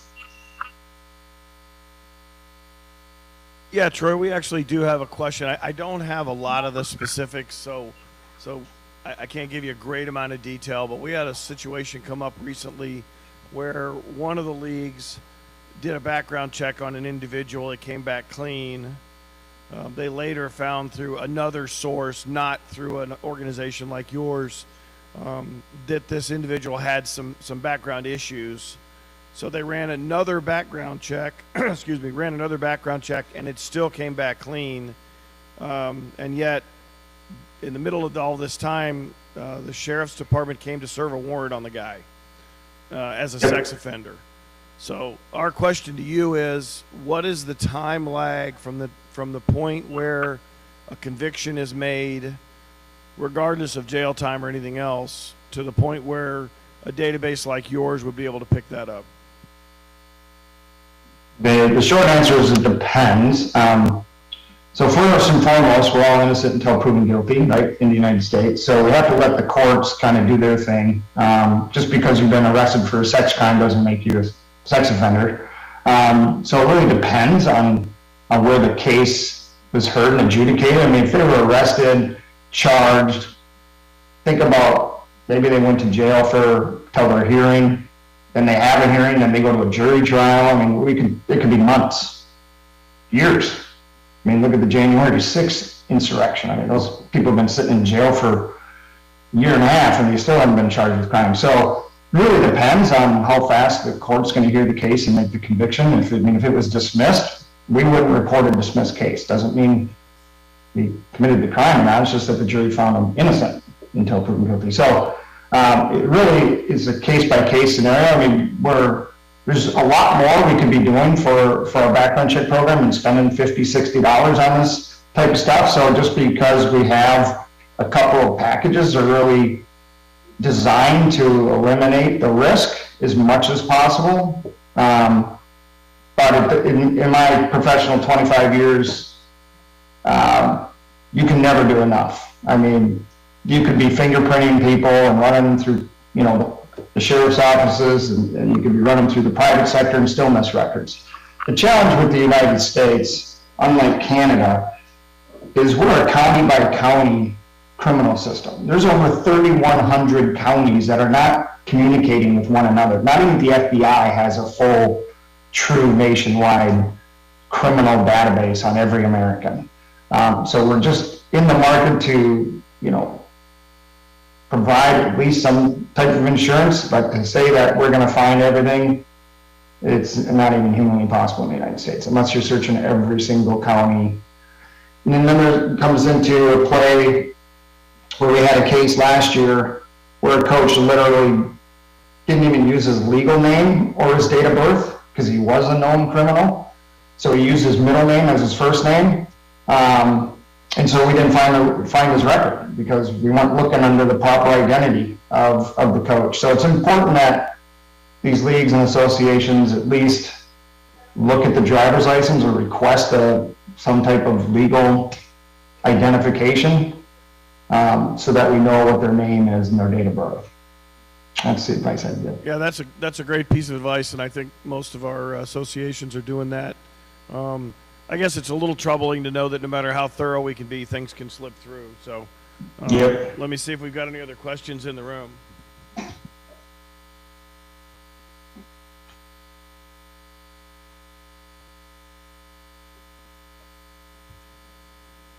Hey Troy, this is William Heyman. I just wanted to say it's not so much a question, but just a thank you for the ease of the service. I, as a coach last year for the first time, had to do a background check through your service, and with the email, the simplicity at the league level or the association level to send us the application through email and just fill that out, it really simplifies things quite a bit. So I really like the way that is set up. Good. I'm glad to hear it. It was pretty much designed, for volunteers and not-for-profits. Think about the blue chips like Big Brothers Big Sisters, Special Olympics, Meals on Wheels. They're all great nonprofits, but the sports sector is our largest sector we serve, believe it or not, because it's so easy to use. It would be even easier, in my opinion, as if your leagues would run it. And Sterling has the ability to build out these league accounts and literally add in a drop down for each association. So the league sends out the invites, maybe to the association president. The association president can send the emails to their coaches, or the leagues could do it on their behalf. But once that coach comes in through a league account, they can select which association they belong to. What that would give is literally the entire roster at the league level, and then the league would just send it to the region, right, at the end of when the season starts, so that they can report it to Pop Warner National. It's just so easy and flexible. So if there's any leagues in the room, I would seriously consider taking away the permissions from the association and have the league manage the stuff. It's too important. Great point. I don't think we have any more questions in the room, so unless you have anything else, we're going to give you back the rest of your Sunday. Thank you very much for being here. We appreciate the service that you provide to our leagues. All right, thanks for inviting me. Much appreciated.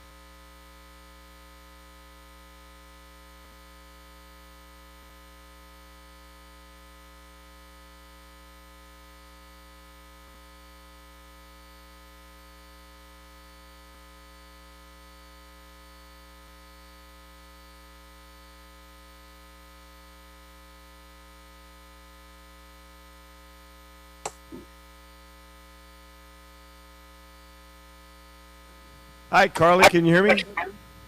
I can. Hi. Can you hear me? Hi, yeah, we can hear you good. My name is Tim Great. Lucas. I'm emceeing the meetings, and we've got everybody here. We're ready to see your presentation. Excited to hear about everything new that USA football has to offer us. Perfect. Thank you. Can you all see my screen now? Is it showing now?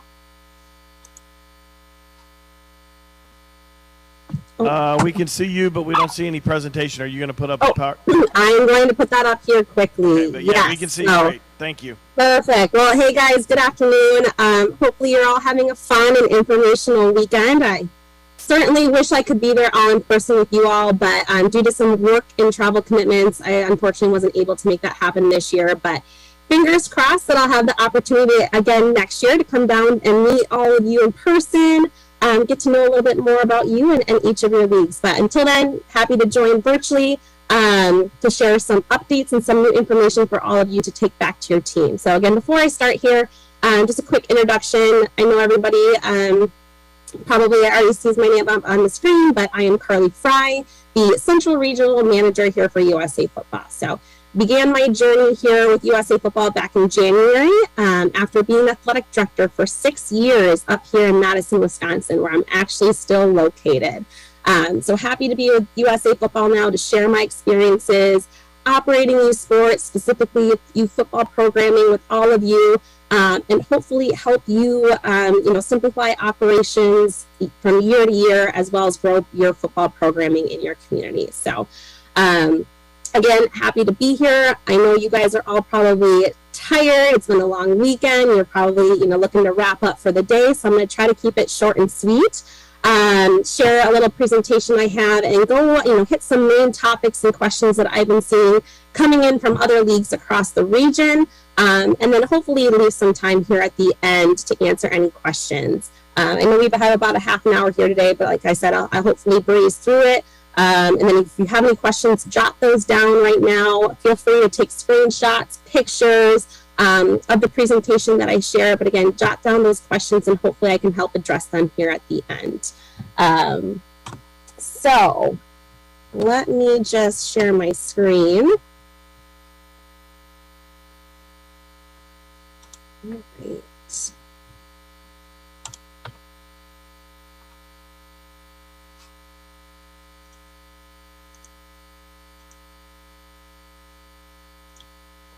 All right, can you all see my screen now? Is it working? Yes, we can. Perfect. All right, so to start off with, most of you guys all know who we are. Yes, we are the national governing organization of youth football in America, but I just want to kind of hit home a little bit about why we're here. Like, what's the benefit of working with us? So, simply put, we're here to help you guys all simplify your operations, right? So we know as league leaders, and maybe some of you are coaches, your involvement with youth football is a huge commitment and sometimes thankless work. So we're simply here to help. We lead, strengthen, and grow youth football, all by helping you all make the sport smarter, safer, and more fun, okay? In addition, we provide organizations additional recognition and support. Okay, organizations that truly step up to the standard, enroll and engage with us every year to enhance youth football programming in their communities. And then our main goal is through those resources that are provided to league leaders and coaches in your communities that we're able to help you grow the sport within your community. Okay, so first thing what I want to hit home is talk a little bit more about the resources that league leaders get while working with USA Football. So the first step to unlock resources and additional assistance to help you guys simplify operations in your leagues each year is enrolling with USA Football. So a reminder to a lot of you that, have been with your programming for a long time, have worked with USA Football for a long time, or even those that are brand new. Enrolling with USA Football is free. Okay, it's of no cost to your program, takes minimal time to do. It is an annual commitment, so it does need to be done every year. But enrolling your organization kickstarts your engagement with us here at USA Football. As you can see, it also grants you and unlocks you additional resources, again, to help simplify those operations that each of you have on your plates every single year, but to also help drive athletes to your organization, right? Help grow and develop those people as, those participants as people and athletes. Help educate and find quality coaches for your teams and for the kids, as well as, you know, gain recognition for your league to help you guys grow, sustain numbers, and, you know, hopefully provide additional programming in the future for your community. As you can see here at the bottom, enrolling is also the first step towards unlocking eligibility for our expanded grant offerings, which we'll talk here about in a little minute, as well as our League Excellence program. Okay. So first off, grants, many of you guys are probably already aware of this. Some of you may have received grants through our spring grant cycle. However, due to COVID, lovely COVID, and all the shipping delays that happened over the last couple of years, we did change up and update our grant opportunities for this year. So among those updates, the main one is that now not only are we offering one grant cycle as that we did in the past, kind of, you know, during the spring months to help you get equipment needs ready for the fall season, but now we've incorporated 2 different grant cycles. So again, this is all starting this year, but we have 2 different grant cycles, one in the spring, which is already unfortunately passed, and then one that's upcoming here in the fall. Spring grants are really essentially there to help you prepare for your fall season, while the fall grant cycle is there to help you financially prepare for 2023. So in order to be eligible for our grants, again, these grant cycles are more alongside equipment needs to help you, you know, lower your costs of other things in your programming. However, the fall grant, to be eligible for the fall grant, all that we ask is organizations enrolled by September 1st. So there is a deadline to that. If you haven't already, like I said, get on, you know, log into your USA Football account. If you're a league leader, only league leaders have access to do this. But enroll by September 1st, and you will unlock eligibility for our fall grants that, you know, work with multiple different providers to help you meet your equipment needs. Okay. Any questions on that, or if you want more information, you can follow this link below. A lot of our equipment needs and grants are relative to the game types that you're offering, but you can also learn more about who our providers are right now through those grants through this link as well. Okay, so but the first step to be eligible is to make sure that you enroll by September 1st. Next up, like I said, enrolling also makes you eligible for our League Excellence program, where you can see here that organizations that truly raise the bar, step up to the standard, and support and adopt our best practices will gain additional recognition and support from USA Football for all that they do in their communities. So essentially, the more that you do, the more that we provide to you to help support you and help you gain recognition for all that you're doing. Our League Excellence program, again, there's a lot of information on it. I'm not going to highlight it all today, but you can go to this link here at the bottom of the screen, usafootball.com/excellence, to learn a little bit more about the requirements in addition to enrolling in order to be eligible for our different tiers that you can see at the top. There's 3 tiers, bronze, silver, and gold, but the different requirements that are asked upon you as a league to achieve in order to reach those tiers. So again, those benefits and the requirements can be listed right on this page, right down here using this link. But essentially, again, when you're in our League Excellence program, you're putting athletes first, you're establishing credibility with your parents, and you are committed to raising the bar in your community to make the sport safer, smarter, and more fun for the athletes, right? We're putting those athletes first. So if you want to learn more, feel free to go to this link. Again, like I said, benefits and requirements are all listed for each one of these tiers, which you can, gain additional resources like marketing toolkits to grow participation rates in your programming, to other resources and tools for your coaches and league leaders as well. Okay. Once you enroll and you certify all of your coaches, what happens is that is when you become eligible for our League Excellence program, essentially. Okay, so first step, enroll. Second step, certify 100% of your coaches. And then what happens next is you receive a letter or an email from our team saying that you have now unlocked eligibility to our League Excellence program.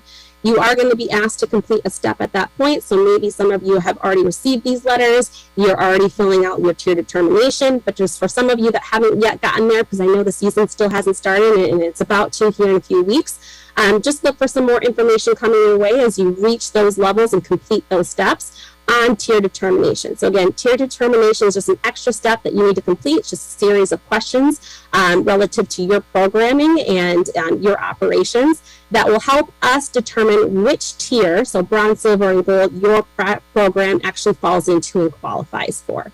So again, once you get that email, it will direct you to log back into your USA Football account as league leaders, which is what you will see here on your home page.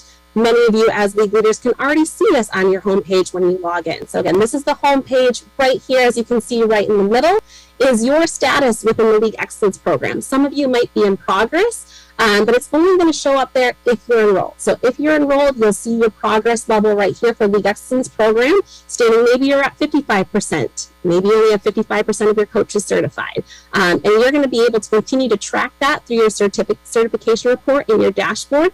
But if you reach those thresholds, right, 100% of your coaches certified, that is when you unlock eligibility, and that is when this right here shows up in your dashboard to begin your tiered determination. So if you haven't already done that and that's showing up on your dashboard, make sure that you do that. There are some deadlines going to be coming up here in September that this needs to be completed by for you to be qualified for the League Excellence Program and to start receiving those benefits. Okay. Next up, I just want to highlight some updates to our coach education and certification for 2022. And then we're going to wrap up with coach resources. Okay, so the first step in the coach education pathway is to, step up to the standard and certify your coaches. Okay, so right now we've got our 2022 youth coach certification is live and going. Right now, we have brought back some opportunities for coaches to certify in person. A lot of those in-person clinics are wrapping up right now for the summer, but we continue to hope to run those in future seasons, in springs and summers. So look for that information for next year as well, if you're more eager to go to in-person clinic and learn hands-on. However, for those of you that have not completed it yet and there might not be any in-person clinics left in your area, there is the online option. Okay, so that's the first step, get certified. From there on, once you are a certified coach, you unlock additional resources to help you become the most successful that you can be, not only on the field, but off the field as well as a coach, right? And then from there on, if you want to truly invest in yourself and continue with ongoing education, you can have access to enroll and purchase our in-depth systems, which again, we'll talk about and highlight a little bit briefly here later. So again, getting certified as a coach is your first step to putting your athletes first. We're truly excited to announce that last year we hit our 1 millionth coach certification, which actually started back in 2013. So, this is kind of our first step to making sure that the game sticks around for a long time and that our athletes are having the best experience that they can have by the leadership of true high-quality coaches. Okay, so right now, like I said, there's the online option for coaches to get certified, and our certification is not only for, tackle football coaches, which we call contact football, but our certification is also available to those that are teaching non-contact, like flag football or 7-on-7. So again, when you're signing in to your account or creating a new account and trying to access that online certification, just be, cognizant of your game type that you are coaching. If you are a flag coach or a non-contact coach, you will take the contact or the non-contact certification. And if you are a tackle coach, like many of you guys are here for the upcoming season, you will want to make sure that you take the limited contact and contact certification, which will incorporate one additional module relative to principles of contact, which is all specific to tackle football, right? The basics of shoulder tackling, blocking, defeating blocking, and all those additional skills that you will learn as a coach, okay? To complete the certification as well, you can always go to this link here at the bottom. So a little bit about the updates of our certification for this year.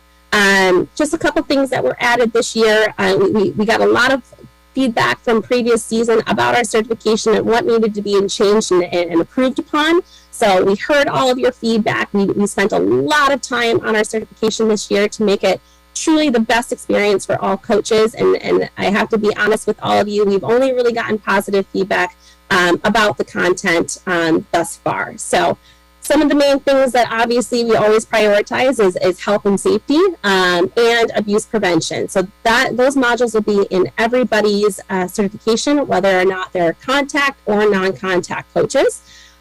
Some new modules were added this year, again, that will be taken by all coaches, regardless of game type, and that is transformational coaching and quality coaching. So transformational coaching was a part of the coaching certification last year. However, we added a part 2, so that's brand new content.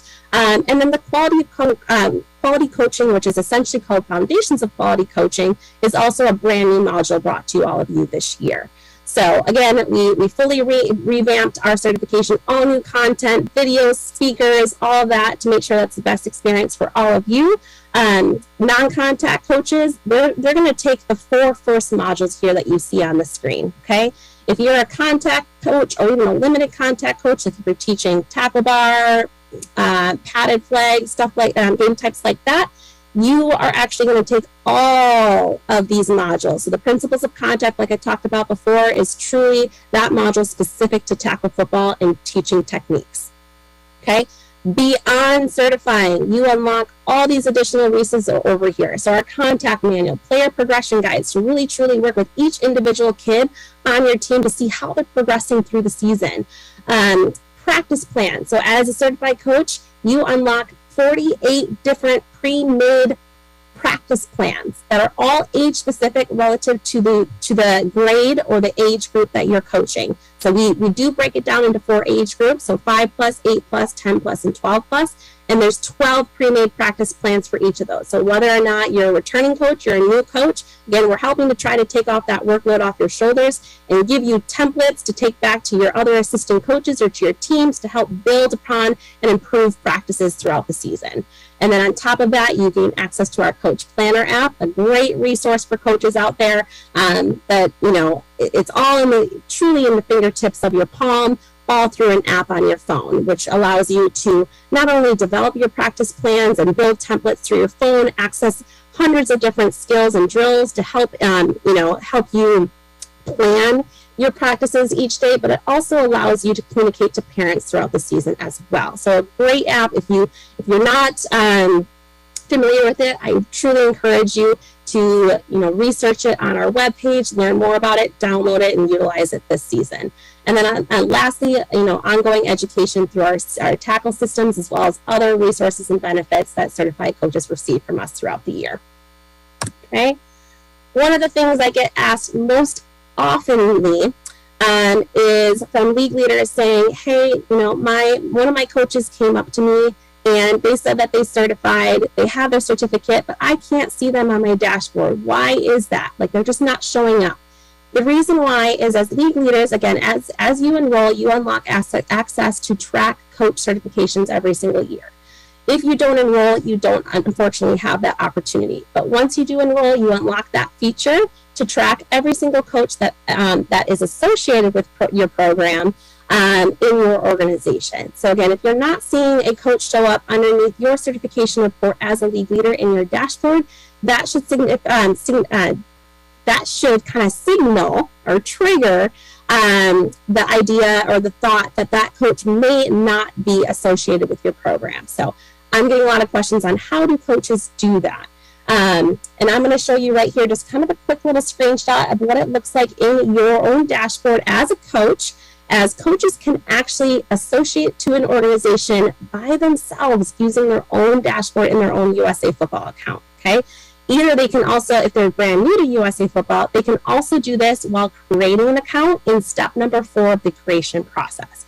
But if you're a returning coach and you want to know how to associate with your respective organization, I'm going to show you here right now through the screenshot. So again, you're going to log into your USA Football account. As you can see here, I'm just on my main home dashboard. Right down here on the left-hand side of your left menu, where you're going to go is you're going to go on the Organizations tab, okay?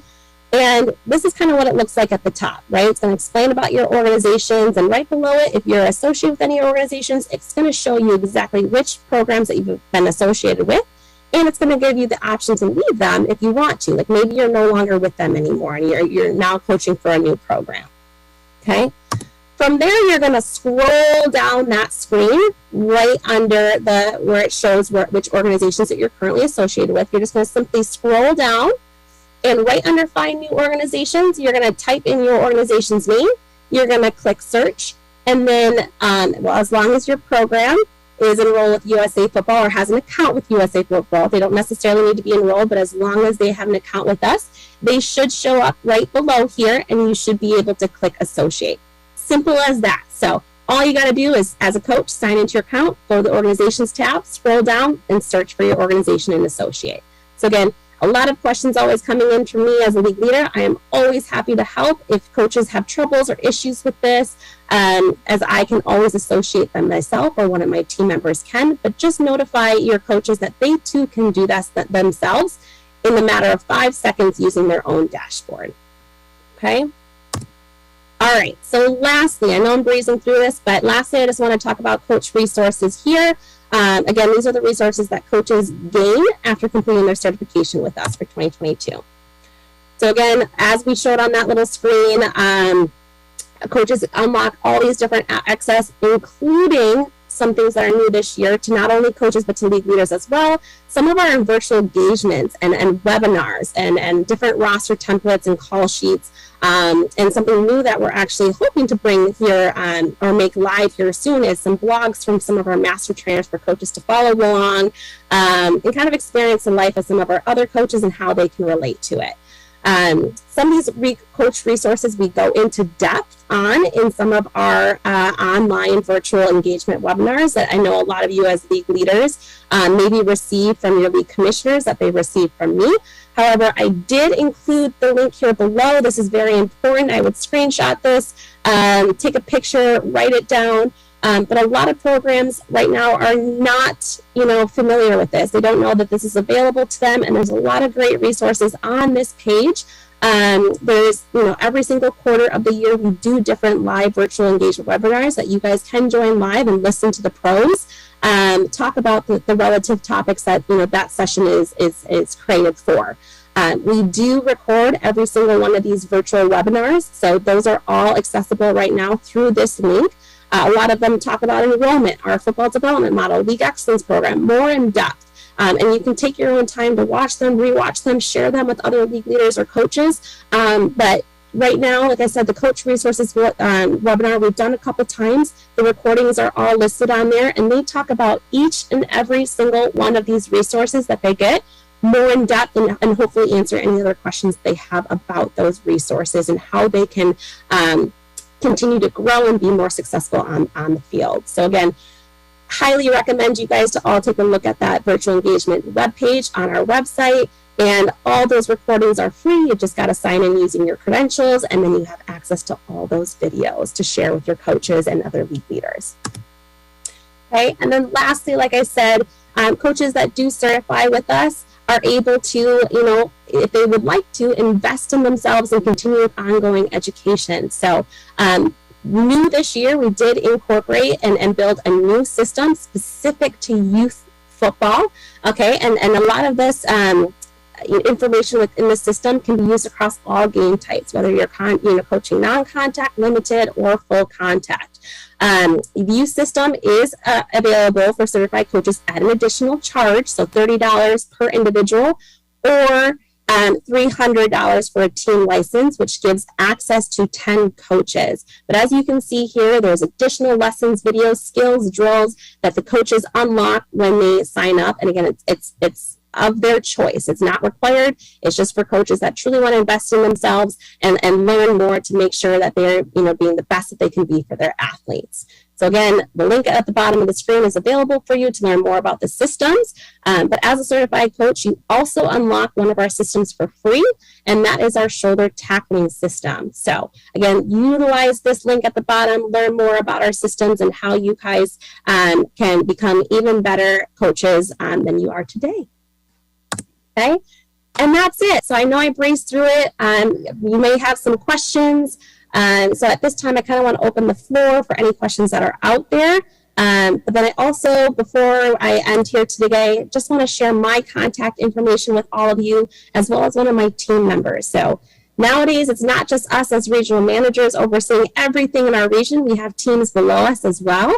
Tyler Johnson, who's also relatively new to USA Football, but he works underneath me and my team for the Central region, and he is our sales development rep. So when I usually kind of oversee a little bit more of the aspects at the league level with league presidents and commissioners, Tyler assists me with communication efforts at the club level. So at any time, though, you can reach out to either one of us. It's just kind of we're expanding upon our teams. We have interns and different support teams to help us to get back to you guys more in a timely manner, especially during this time of the year, right? I know things are getting hectic. They're getting crazy. Some questions come up and you guys need immediate answers. Feel free to make usage of all this different contact information on this page and reach out to you, and we'll be happy to help. So again, there's Tyler, there's me, and there's also our support team, which their email and their phone number is below on the bottom of the screen. Okay, so feel free to take a screenshot of this as well. Other than that, do we have any quick questions? I think I have a few minutes left.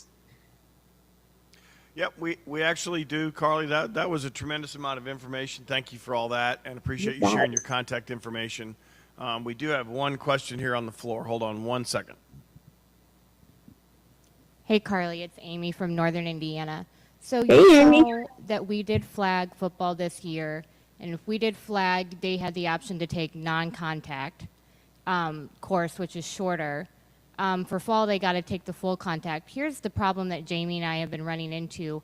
Is there a way, besides us logging in and looking them up, each coach individually, when that certificate prints out, it says the same whether they took the full contact course or the non-contact course. Is there a way to differentiate between the two on that certificate that we're not seeing?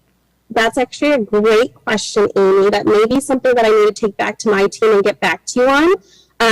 One of the main questions that we do come up is, there's a lot of coaches, like you said, that certify for non-contact in the spring because they offer flag football in the spring and then tackle in the fall.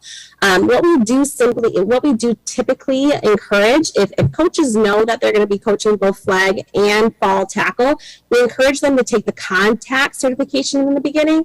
However, if that's not the case and they take the non-contact, all they need to do is simply complete that final module that we talked about, that principles of contact. It's of no additional charge to them. If your coaches did complete the non-contact, all they need to do is go back into their account. Here, I'll show you here if I can share my screen. All they have to do is log back into their account, go to the certification and courses tab, go to their learning center where it says take me there, and again, a couple steps here, but you can go back to the view courses, and it should be available for right here as a module for them to complete that contact portion of the certification to be recognized as a contact coach. But I know, Amy, in terms of the certificate, not kind of truly saying if they're non-contact or contact certified, let me take that back to Mike and my team and see how we can potentially change that for the future to kind of help you guys track that moving forward. I apologize for not having an exact answer, but hopefully some of those other questions too. I know there's a lot coming in about, hey, my coach certified for non-contact in the spring. Now they're a full contact coach. What do they need to do? All they need to do is sign back into their account, go to their learning center, and complete that final contact module, the principles of contact, to be a certified contact coach. Again, they don't have to pay any additional money. They unlock all that through their $15 or through the promo code that they accessed in the beginning. Does that help a little bit? Like I said, Amy, I'll try to get back to you on the actual terminology on the certificate. Okay, yep, thank you. Yeah, perfect. Great question, though. Any other? I don't see anybody else right now, but we definitely appreciate you taking the time to speak with us today, and we appreciate everything USA Football has done for us and for youth football. You bet. I'm happy to be here. And like I said, if there's some things that we didn't get to today, or if any of you prefer to meet maybe one-on-one with us virtually, feel free to reach out. We're always here to help you guys. And best of luck to all of you guys as you prepare for the upcoming season. So thank you, Carly. Best wishes. Have a great rest of your day. You bet. You too, guys. Take care and safe travels back home.